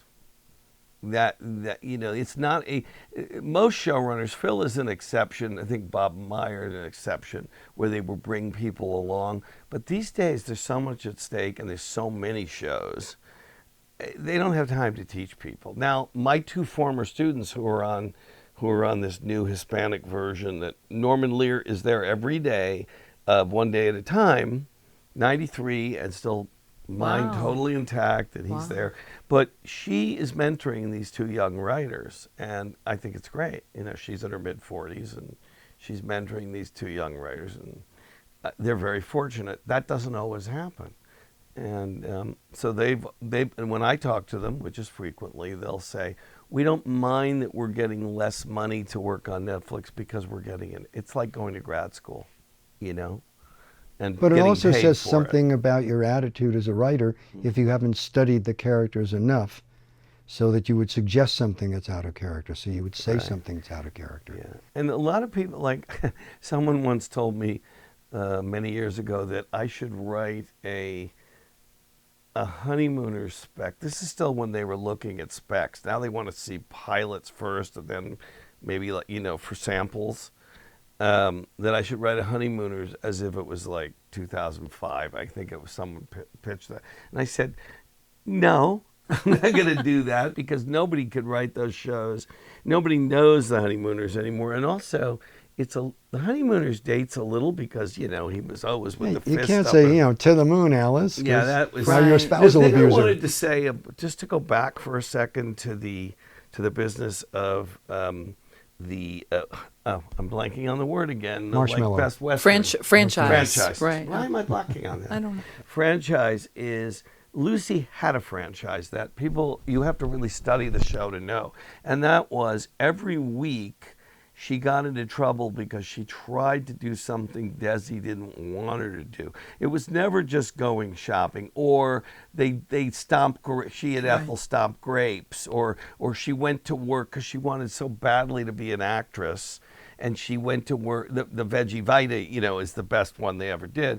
And it was always hoisting herself on her own petard, trying to get attention. But there always had to be that third object. That makes anything dramatic. If it's just characters in a room talking, we're not going to follow you. And by the way, conflict and argument are not the same thing. I could start an argument with your wife right now about her dress. Sorry, Peter, I stole that from you. That's not conflict. And if she argues back, conflict is when something really important is at stake, even if it's a small thing, like I said with the suitcase. And anybody can write an argument. It's like Neil Simon. My favorite Neil Simon quote is, he said, everybody thinks they can write a play. You just write down what happened, but the real art is taking from all the moments of your life, of taking disparate things and bringing them together. But what Jeffrey said here was really important. Get that again and repeat that. When he's off his meds, he's like... when I'm off my meds, it's a dangerous day. He needs a little atom. Plus, heat stroke doesn't help. But yes, sir. We define... No, go back to what I said is really important. Competition is defined as having a scarcity of resources. So that's really what Jeffrey's saying is the essence of conflict, that you're trying to get something and somebody else wants it and you're battling over it. So just disagreeing is not conflict. And I would also quote a wonderful writer Bill Boyers, I think was his name. He wrote mostly comedic westerns. He wrote those James Garner movies that were so great. I've forgotten his last name. But he wrote, support your local sheriff, support your local gunfighter. So he was an action comedic writer. And he said, life, I'm sure other people have said it too, but he said drama is life with all the boring parts cut out. Oh, it's kind of like the John Lennon, Yeah, life is what exactly. happens while you're making Yeah, it. Elmore Leonard Right. said the same thing. He Yeah. said, Elmore. Elmore Leonard said, I don't write the parts that people don't like to read. Right. I said it really nicely. I played hooky from school today. This is a good day for me. Oh, you did? Well, you... I don't teach on Tuesdays, so. Oh, okay. Oh, perfect. Okay. According to his students. Yeah, exactly. According to my students, I don't teach any day. Exactly. I'm hoping this is a non-evaluative question. But we'll just, There's nothing wrong. I'm loving these terms, by the way. This Yeah, is great. these are all Peter. I have no clue what he's... I don't have any more clue than you do what the hell he's talking about. How does a writer step on their own laughs? Peter, you're the comedy maven? The joke maven? Well, the easiest way to do that is with poor editing. I'll give you an example. Let me tell you a joke. Man's dog dies. So he takes it to a Protestant minister and says, would you permit me to bury my dog here on the grounds of the church? He says, no, that's terrible. That's blasphemous. So he takes the carcass down to the local rabbi and says, could we bury him on the grounds of the synagogue? No, that's heresy. Get out of here. Takes him down to a Catholic priest. Could I bury my dog here? No, absolutely not. Gosh, that's too bad. I was going to donate $40,000 to any place that would let me bury the dog. He says, oh, well, why didn't you tell me the dog was Catholic? Okay, bad joke, but that's not the point. So now let's say I gave you the same punch, but I said, oh, the dog was Catholic. Why didn't you tell me sooner? Now that sounds like the same thing, doesn't it? Sure. But it's not. Because what's the reveal? What's the key word in that joke? Why didn't you tell me the dog was... Catholic. And as soon as you hear that, you laugh. But if I say, oh, the dog was Catholic, why didn't you tell me sooner? That part's not funny. But when you have the urge to laugh at Catholic, I've stopped you because you think, oh, there's a punch, but it's something even better coming. But I've screwed myself because I didn't give you a chance. And I went on thinking, making you think there's something better to hold off, and now the moment's gone. So it's almost, it's the rewording at times? It's stepping on the reveal and not giving them time to laugh appropriately. And I think that lesson is true in And you can change the order of the religions. I think that's true in the end of scenes too. I mean, all scenes need to have a button. And in comedy, it very often is a comedic button, but it's not always a comedic button. But the scene needs to be buttoned up, just like a joke needs to be buttoned up. Yeah. And so if you go past it without including anything good, will feel then you've unsatisfied. stepped on the moment. And you will make the audience unconsciously annoyed at you. Or at the very least, they won't get the joke. Well, or they won't have responded when you want them to because you've made them think there was something coming when there wasn't. Mm-hmm. So you've led them on in a way. And it's called stepping on your laughs, Okay. exactly as you said it. That was an easy one. And we're back. So when did the interesting questions start? Oh, right now, actually. This one's a little bit leading, and this one is, why are so many screenwriters opposed to structure? I didn't know they were. My experience is that there are two groups of screenwriters now. It used to be, I mean, you probably remember in the 90s and the early 2000s, there was the Chris Vogler book, which is pretty good actually, and then the Truby book, and who's the guy that charges almost as much as the S seminars? I'm not going to mention his name. There used to be like, this is how you write a screenplay.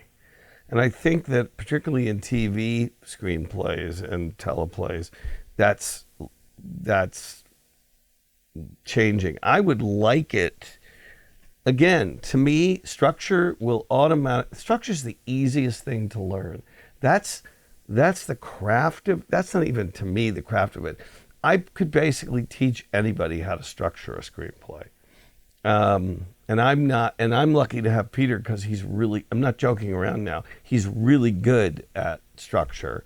But I believe structure comes out of character and conflict. So I have not run up against a lot of writers who are opposed to that. I just think what some teachers do is they teach structure before they'll teach character and conflict, which is a big mistake. Because it'll be I've read things that are beautifully structured and empty. There's software now you can get to structure your screenplay. Mariner makes a whole bunch of software programs. That's easy. I can teach you that formatting, structuring in a week. But I hadn't heard what you're hearing. Are you hearing that a lot of people are opposed to structure? It was a question. I wanted to see what your answer would be. For God's sakes, Karen, I'm so disappointed. I'm not sure if it's a rumor, but I was just throwing it out there. No, it's funny because I hear the opposite. I hear people fall back on structure. Not so much in TV, I guess. There are a bunch of really funny videos on YouTube of fake pitches. Have you seen those? No. They're brilliant. They're hysterical. There's a wonderful one on... Well, they're pitching Citizen Kane. Citizen Kane. Hysterical. And Gone then, with the Wind. But there's, I'm trying to think of the one that I really love because we're talking about structure here. Pulp Fiction. Oh. And they're explaining, these pages are all out of order.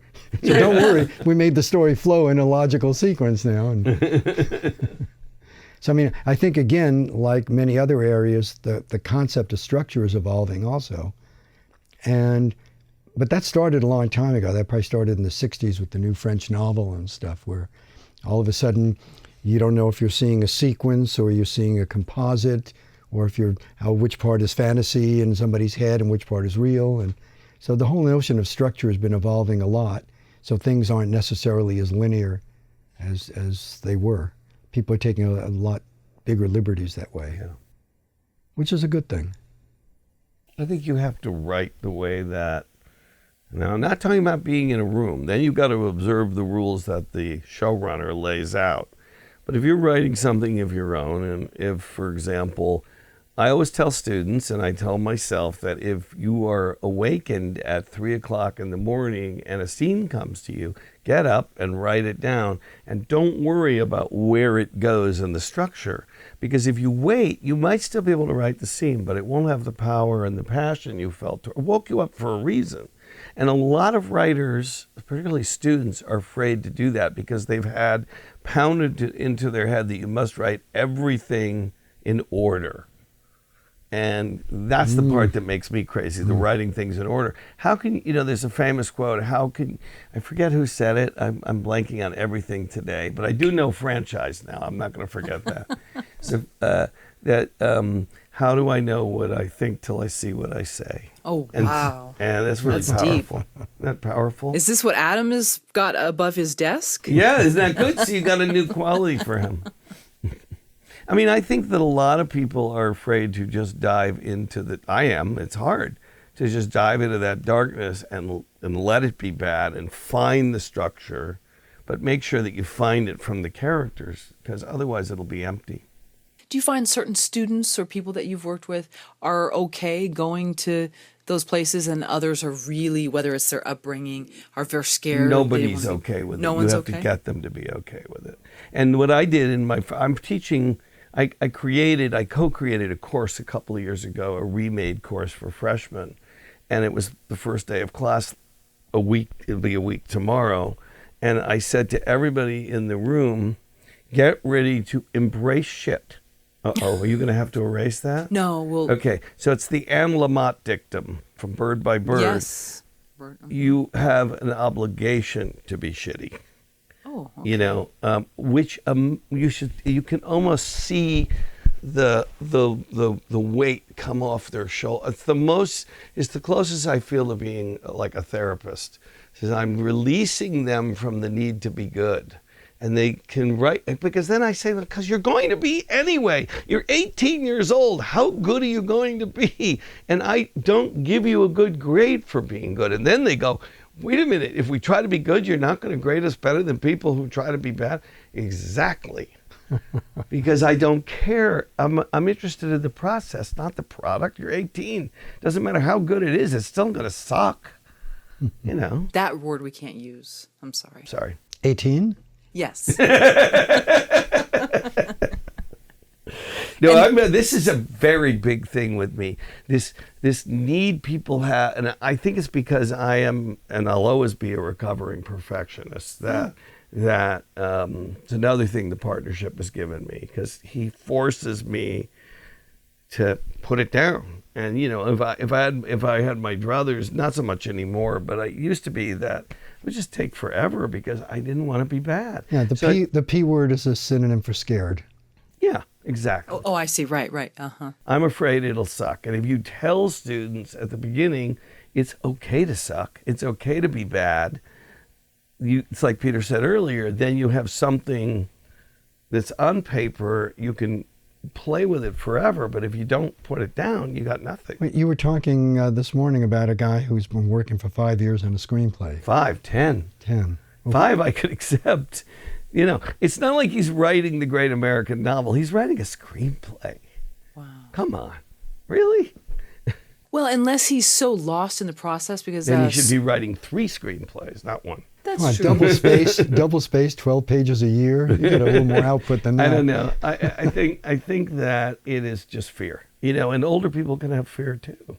Sure, because then, I think it's okay to be young and to fail and make mistakes, but older people, we have to... The worst days of my life are the days that I finish a play or I finish something, and my first reader is always my wife, because she's an actress, and she'll say nice things, and then she'll say, so basically what you're asking me to do is put marbles in my mouth to say these lines, and after I get over being hurt and thinking about divorce court and all of those things, I realize, she's right. Again, we're writing for actors.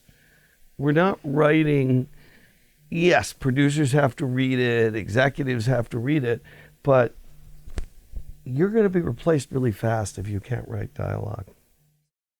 Said Claude Rains in Casablanca says to Bogart, he says, what brought you to Casablanca? And Bogart says, the waters, and Claude Rains says, it's a desert. And Bogart says something like, I was mistaken. I was misinformed. Which is great dialogue, just great dialogue. Music, it's music, which is the difference between speak like we're doing here and interesting dialogue. An interesting dialogue. But you said earlier that when excuse me. You said earlier when your wife reads your first draft or second draft that, she's an actress, so you're essentially writing for actors. How does a writer write for what they think people will say versus what actors? Oh, just years of practice. Can you give examples? And listening to readings. I find readings incredibly valuable. Workshopping. And films and TV should be done the same way. Actors are not shy about telling you what doesn't work for them. Just like singers are not shy about telling a songwriter, hey, when I land on that, it doesn't go, the words don't go with the notes. A sort of a simple answer to your question, though, is read your dialogue aloud. Yes, very good point.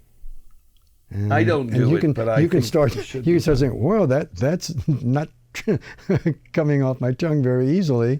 I don't think I want to ask somebody to say that. When composers compose, and you're writing for an orchestra, and you don't know how to play the French horn, and you can't play the oboe, and quite often after it's done, you have people play through the parts, and they say, "That's unplayable. You can't finger it that way," and they have to go back and they have to change their parts because they're not writing for that instrument. The other thing about drama in any form is what actions are playable, and they're not playable. So what I've learned in the course of my writing life and of watching other people's work is crying. The woman cries. That's not a playable. You have to be more descriptive about it. What is she doing when she's crying? And that the actor's always going to find something else to do, something better, but you got to give them a hint. Actors hate 2 things more than anything. 1, to be told how to say a line, and 2, blocking. Because blocking is like structure. It's the easiest thing in the world to do. If all you do as a director is block, you're not much of a director. Actors like directors who, I'm sure that's why they love Tom as a director, because he's also been an actor. Mm-hmm. And so he knows how actors think, And so but I think it's really just experience and writing a lot and and reading it aloud and getting other people to read it.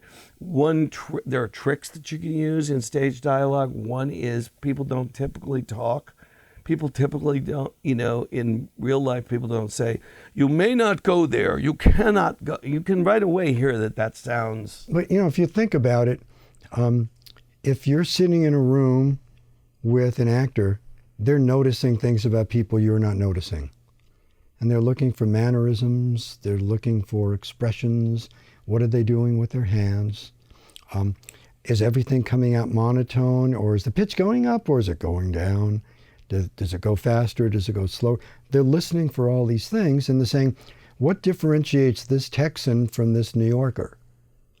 And how are they sounding so different? And why is this story working and this one isn't? And why am I captivated in listening to this person? And why does this person sound shallow? So if they ever have to sound shallow, then they know, well, if I'm kind of looking to the side like this, and I'm kind of talking out of the side of my mouth, and what words would I be saying then? They're noticing, and good dialogue writers also have really good ears, and they're listening for the way people speak, and they remember those sorts of things. I'm a big believer in writers' riddles. Who is that? Like a character that got cut out of Fiddler on the Roof. What is that? I'm a big believer in writers' notebooks. I've been keeping them since I was very young, and I don't mean diaries. I don't mean... Today, I went to Peter Desberg's house, and he made fun of me all day and was evaluative. That'd be the same thing every time he comes here. I don't need to write that down because I'm going to remember it. But I mean, sometimes I'll go months without putting anything in. But Lydia Davis, who's a wonderful writer, said that what she likes about keeping a notebook, and I think this is really valuable advice, is you're never really starting with a blank page, because you can always go to the notebook and find something you wrote and play with it. And if you're blocked on one thing, you go over there and you work on that. And maybe it doesn't go anywhere, but maybe it does. And that's another thing that writers have a hard time coming to terms with, that is sort of another corollary to the fear, I want to use that word a lot before I forget it. I'm sorry. No, I was just going to say that you have to get used to things going into a corner, and maybe you have to leave it alone and go to something else. This goes back to what Peter was saying about the guy that was working on one script for 10 years. That's crazy, because even if it wasn't a script, it's crazy. You want to work on different things because different days may call you to something, and you're not going to get anything done if you just work on one thing. But this goes back again to the idea of observation, that people think, for example, that objectivity in the world exists, but it doesn't. If three people walk into this room, would they all see the same thing? It'd see chairs, rug, desk? No. If an interior designer was to walk in this room, they would get nauseous. If a carpenter came in, they'd be looking at the shelves plumb. If a psychologist came in, they'd be looking at the titles of the books. And if a chiropractor came in, they'd be looking at our posture and saying, I see money coming my way, slouching. But the eye doesn't tell the brain what it sees, the brain tells the eyes what to look for. And so, interesting, I didn't know that. And so actors are constantly looking at, when they're seeing any extreme in behavior, they're paying attention to the littlest things. Right. It's not just that his voice raises, but what's he doing with his hands while he's doing it? How has his posture changed? Because he's going to use that. And so again, the same thing, good writers, when they hear people talk, they're saying, did that person get tongue-tied when she got really angry? Or did this whole slew of stuff just come rolling off the tongue? And does this sound like something she said a lot of times? Or is this something that, is she saying it legato or staccato? It's like, I'm so angry at you, I could just bust. Or is it, I'm so angry at you, I could just bust. And all these things, they're listening for these things, saying, wow, listen how the emotion's coming out in everyday people doing stuff. That's the way I want to write the dialogue. So you look at what you're interested in. And if you're a good dialogue writer, you don't just think of what words they're going to say. It's what have I seen people do when they're trying to demonstrate that, when they're demonstrating that emotion? How do the words come out?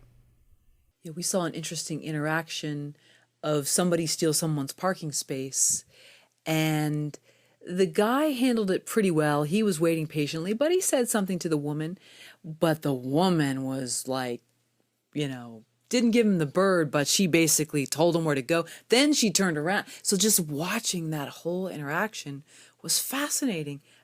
I mean, it was like a TV show. I couldn't believe that she was a real character. But again, a great writer would have listened to every word and how they got strung together. And how did she express, what words did she use? She said, sorry, you were too late. But again, she cut him off and then said he was too late.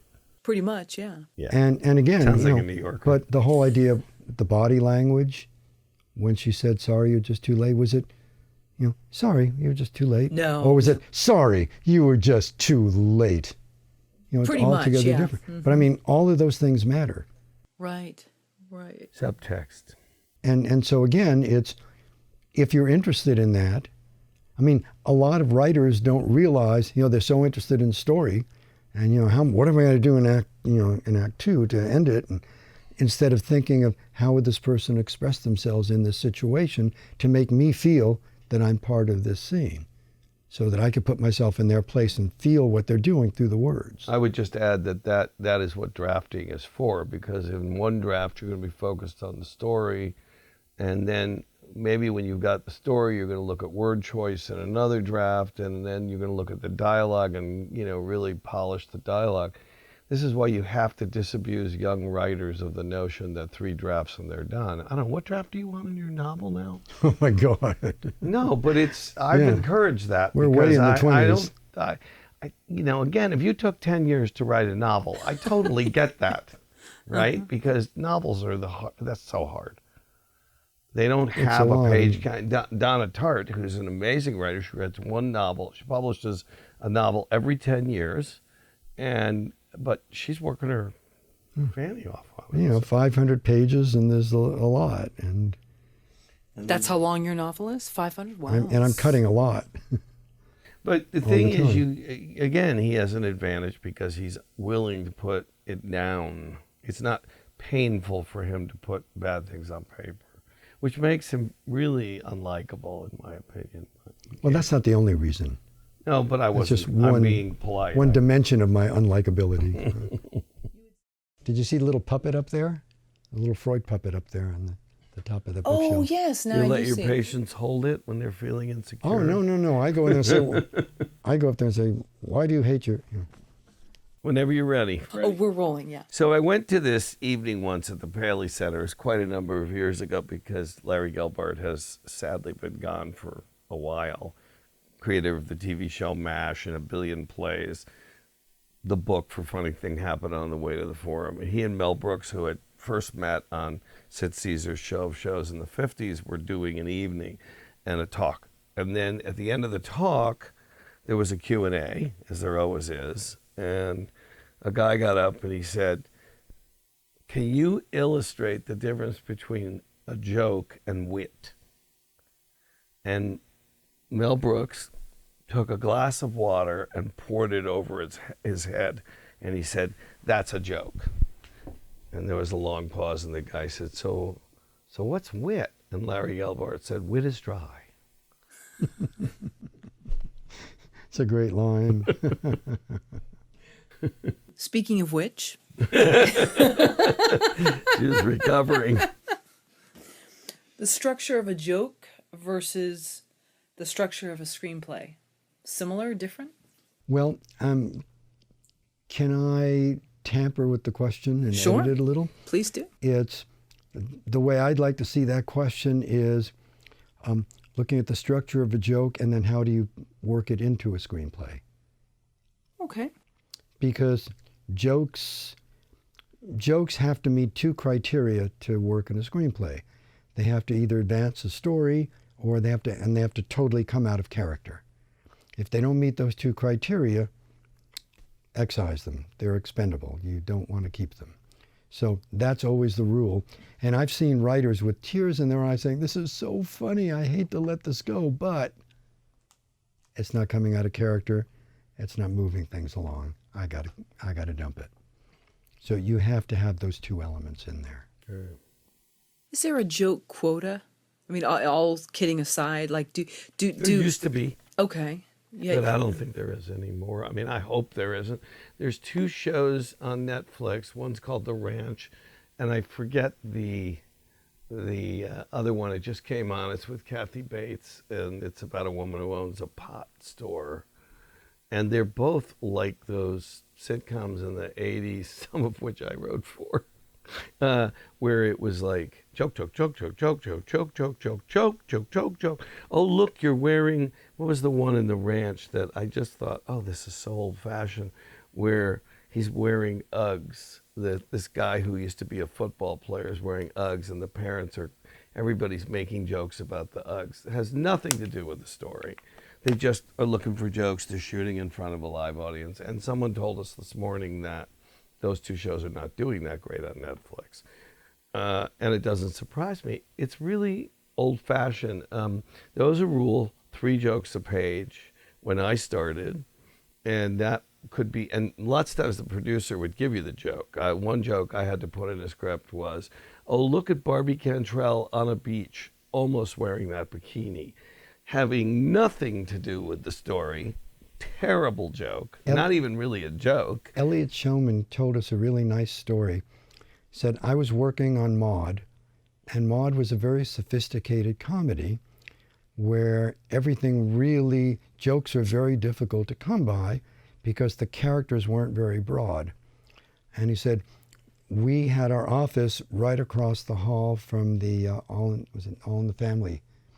And he said the characters there were so broad that you could always get a joke if you needed it. So he said, we'd be there till 7 or 8 every night, and at 5 o'clock, they all left. And they said, if they needed a joke, they would take Archie Bunker and they'd give him a malaprop. So he'd say, eat it, I think I got a hernia. I got to see a groinecologist. And you'd have the joke because he's just such an easy character to write jokes for. And if again, I keep saying my favorite sitcom is still Big Bang, and those characters are so well drawn, and the characters have so many traits that are identifiable that there's always a joke when you need it. There's always something about one of the characters that's going to fit. So whether it's a short joke or an OCD joke, or an autism joke or a foreign language joke, there's always something because the characters have so many traits that you can come out with jokes about. Anything to add? No, I'm not really a very good joke writer. I've never been. My humor comes out of. But he's a very good joke critic when we talk. I mean, jokes have never been my strength. Characters, I've written them, but they'll usually come out of what a character's doing, and so I wouldn't really consider them the kind of jokes that Peter's talking about. I love jokes. I don't like jokes, and I studied with Danny Simon, who said never set up a straight line to accommodate a punchline, and that's what kind of annoyed me about The Ranch, because that's what it had all these wonderful actors in it, and instead of using them to develop character, they were just giving them joke after joke after joke, and it just seemed kind of old-fashioned to me. But it's kind of when you see I the admire punch people coming, who could write it's good jokes. not a good joke. There's an old saying in boxing, you never see the punch that knocks you out. That should work for jokes as well.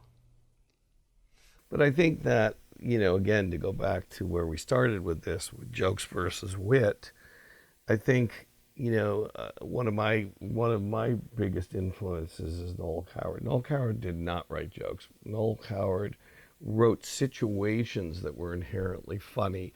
2 people who are on their second honeymoon who go out on their respective balconies in the south of France, and who do they run into but their ex-spouses? And everybody has stolen that situation. Private Lives was the play, but at the time it was kind of risque. And of course, what are they going to do? They're going to fall back in love and fight and break up and get married and break up and get married. And that was That was the premise. But you can see that really witty stuff would come out of that, but very few jokes. I think he had, he had jokes like, I'm going to butcher this, but it was like, and because one of them had been on a trip, how was Egypt? Very, very dry. That's not a joke. That's wit. And how were the plains of Spain? Very, very wet. That kind of thing. That's not really joke writing.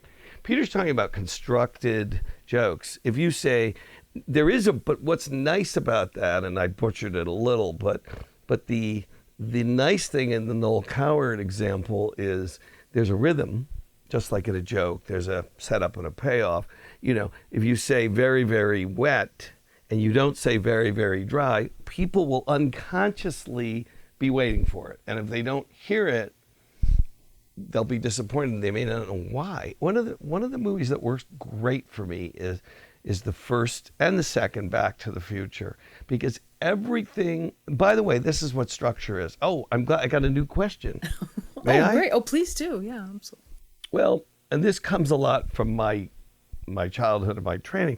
My dad and his friends always said, all structure really is set up and payoff. Some things you set up and pay off quickly. Some things you set up halfway through a script and pay it off later. But if you set up something and don't pay it off, people are going to notice that the film or the play something's missing. Something's missing. So really, people for a long time have overcomplicated the idea of structure. Really, all it comes down to is setting up and paying off. And if you don't do that, you don't have something properly structured. So I give a lot of... the setup is all conflict. For example, I set up the mother moving in with her daughter, and then I don't pay off that something bad, funny, or good funny is going to happen. I haven't written a whole premise. I haven't written a whole story. If they get along well, it's really boring. Right. Well, unless the two of them have to unite against something else. As opposed to, Charlie Peters has always said, Charlie's an old friend of mine, but he's always said is like, one of the hardest things to explain to students, Charlie taught at USC for many years, and for us briefly, but he said the hardest thing to explain to a student is, because in life, we all want to get along. We don't want conflict. We want to have a nice, easy, but that makes for a dull drama. He gave us a great quote in the book. He said, the hero of every movie wants the script to end on page 2. Right. Jack Black does not want to go to Skull Island and find King Kong. That's the last thing he wants to do. What were you going to say about Back to the Future? You were saying something. Oh, yes. Short-term memory loss is a bitch, right? That everything they do in Back to the Future, everything they set up, everything, and they went through like 20 drafts before they shot. Everything they do is paid off. Everything. So you feel really satisfied when you come out of that movie. You may not know why. Every joke they set up is paid off. No loose ends. Yeah. And that's really great writing. And you're waiting for the sequel, because at the end of the movie, he's like, where we're going, he takes the Stinking Badges line from, what's the famous movie? Sierra Madre. Sierra Madre, and he says, roads? He says, what about, you're backing up? What about roads? He says, roads, where we're going, we don't need no stinking roads. And it's right out of another movie. And it sets you up for you have to see that sequel now. But the third one, don't watch that. It's the Western. It's not very good. What are 5 things a writer should know about the TV writing room? You take 2.5 and I'll take 2. Go ahead.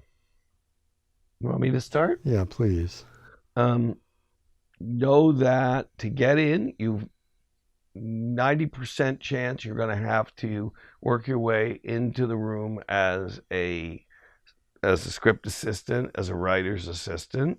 Those jobs are plentiful and they're great, and you will get training. And know that it will take a while.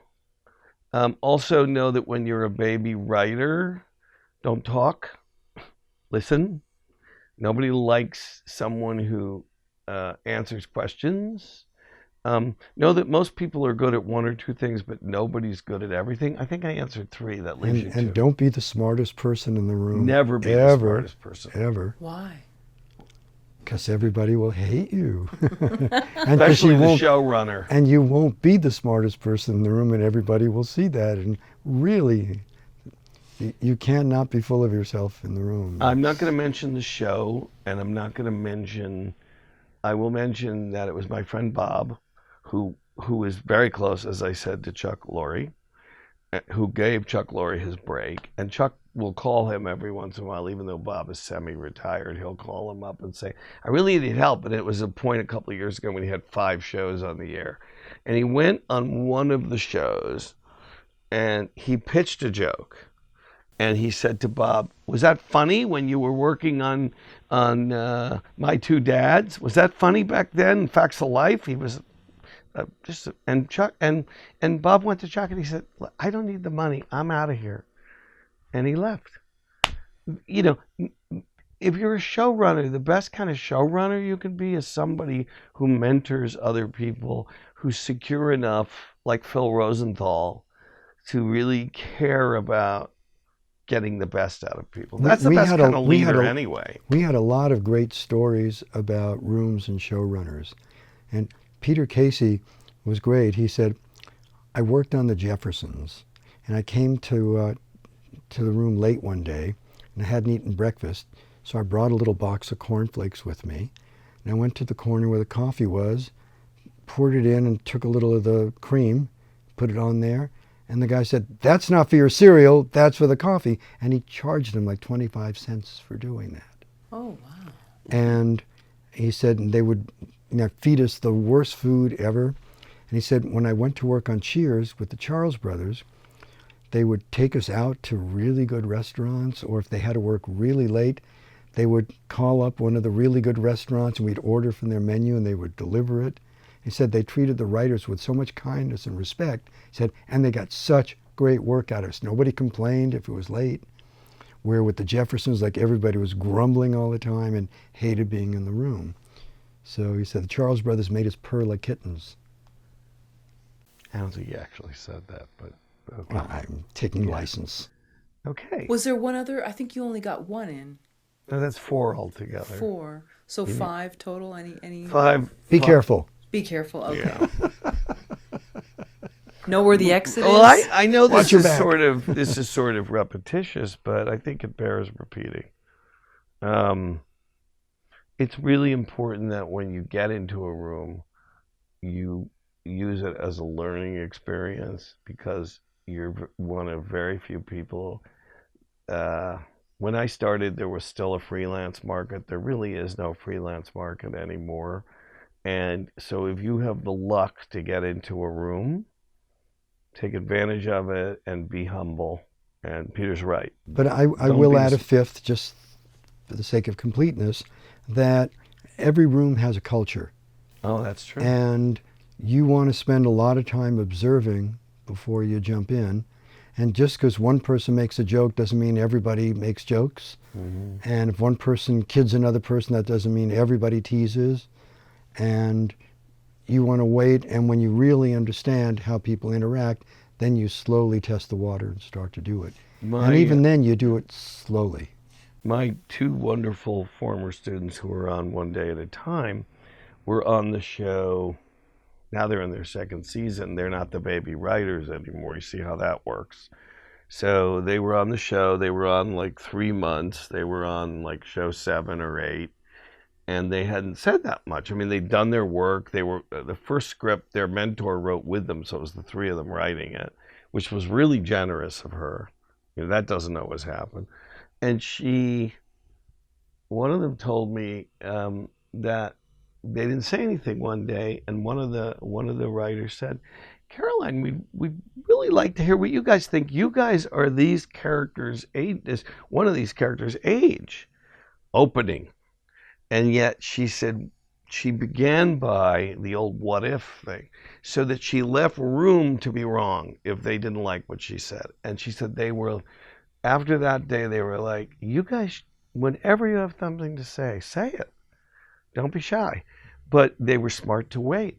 because And they were res- learning, and they were respectful. observing, and they were only 25 years old. That's young to be in a room. So, and they didn't think the show was going to get a second season, and now it's big hits and Emmy nominated. It's a big hit. And By the way, you tricked us. You said only 3 more questions, and the first one is a 5-parter. Don't think that went past us. it went past me. You make her laugh. Yeah, she has a low threshold. Okay. The penultimate question. This is a lot of pressure.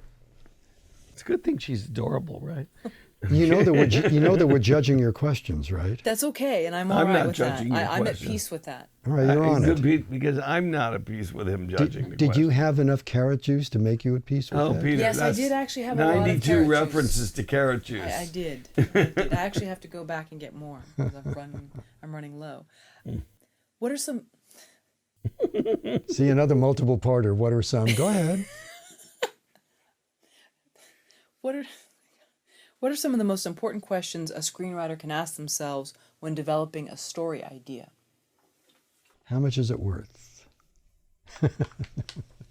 10 points for each. That doesn't get you to 100. No, I think one important question is how universal is it? And you may be having the most esoteric story, but if it touches everybody, it's a universal story. If it's very, very narrow, then it doesn't. And so you're always saying, how are people going to relate to this? Can anybody find something in this relationship I'm creating, in this conflict that I'm creating, that they recognize something? And hence that's why you asked the mother-daughter premise for the book, because you figured most people can relate. Well, it was a generic old premise starting with my sister Eileen. Almost everybody has had a mother. Yeah.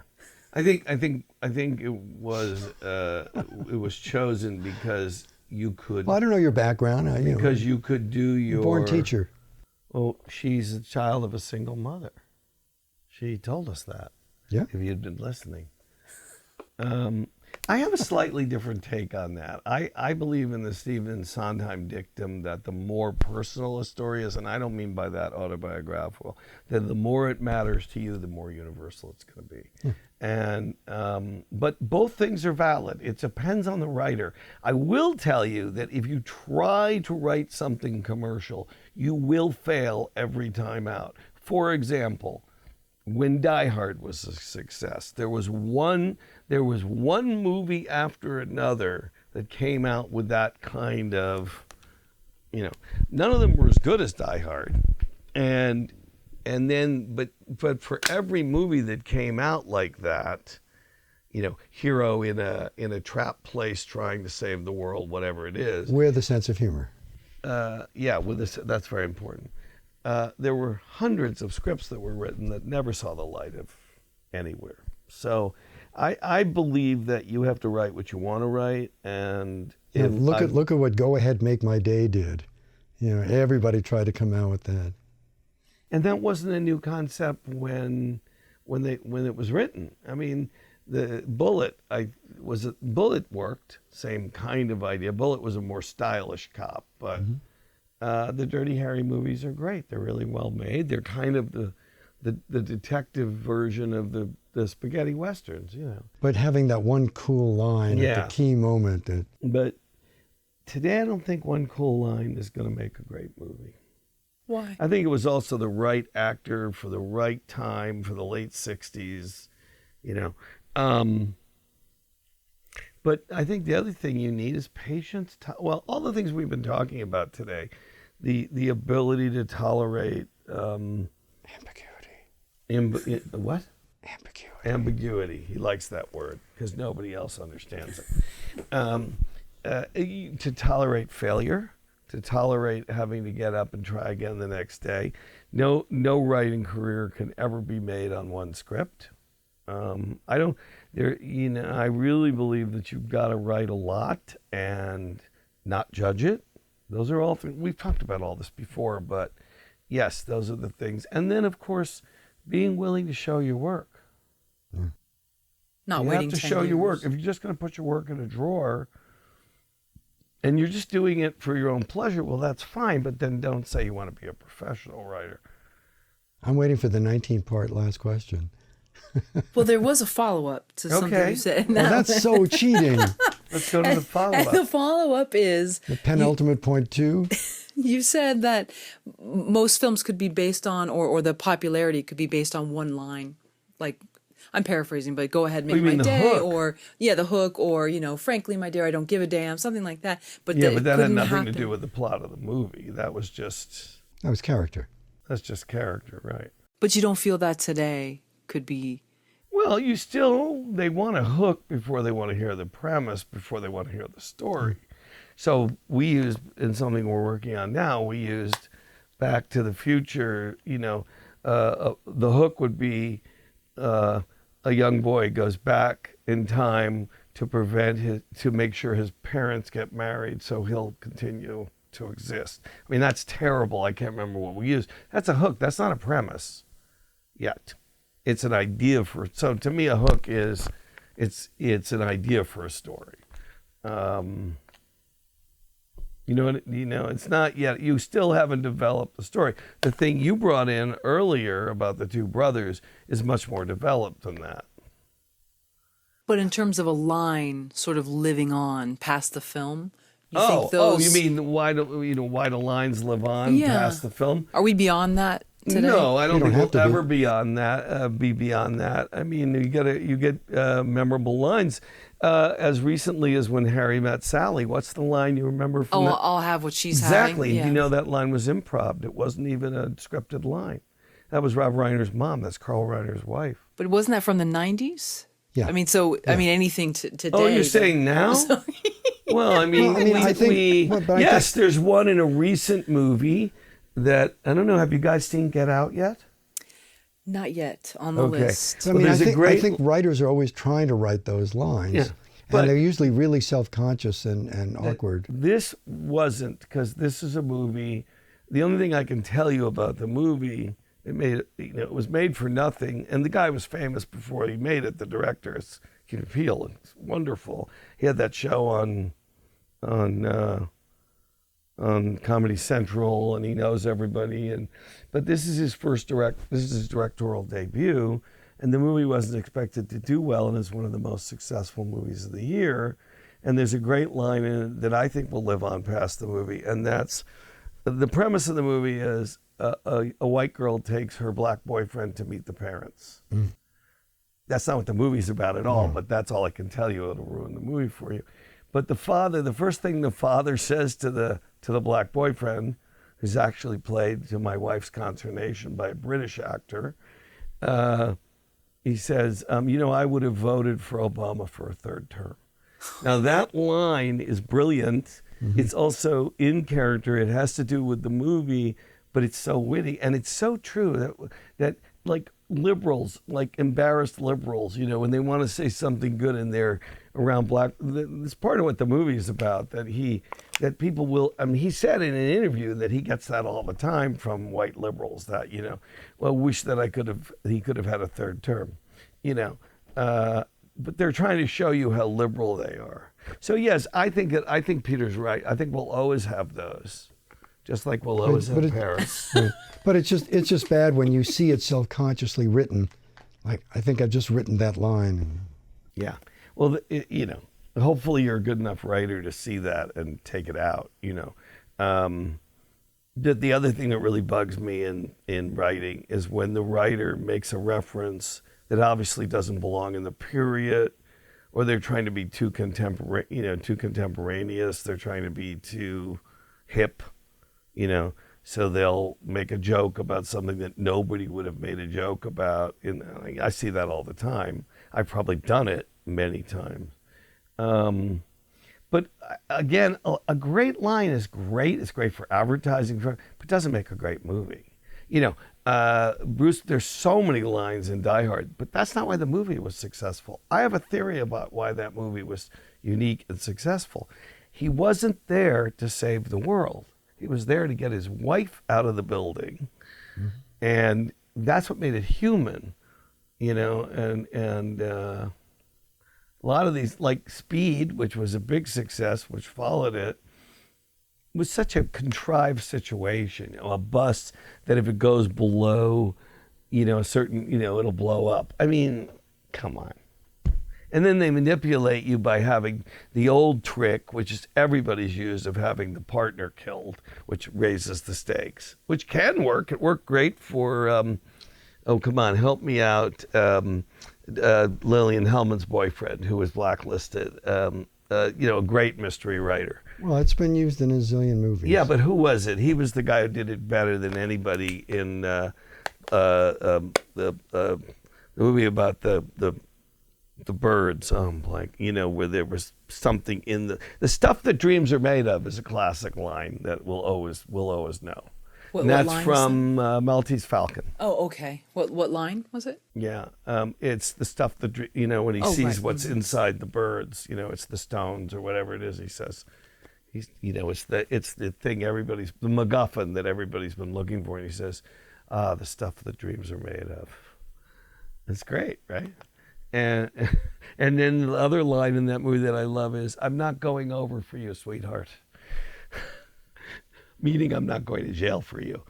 I love that movie. It's so well written. Dashiell Hammett, thank you for helping me so much with that. I'm always there for you.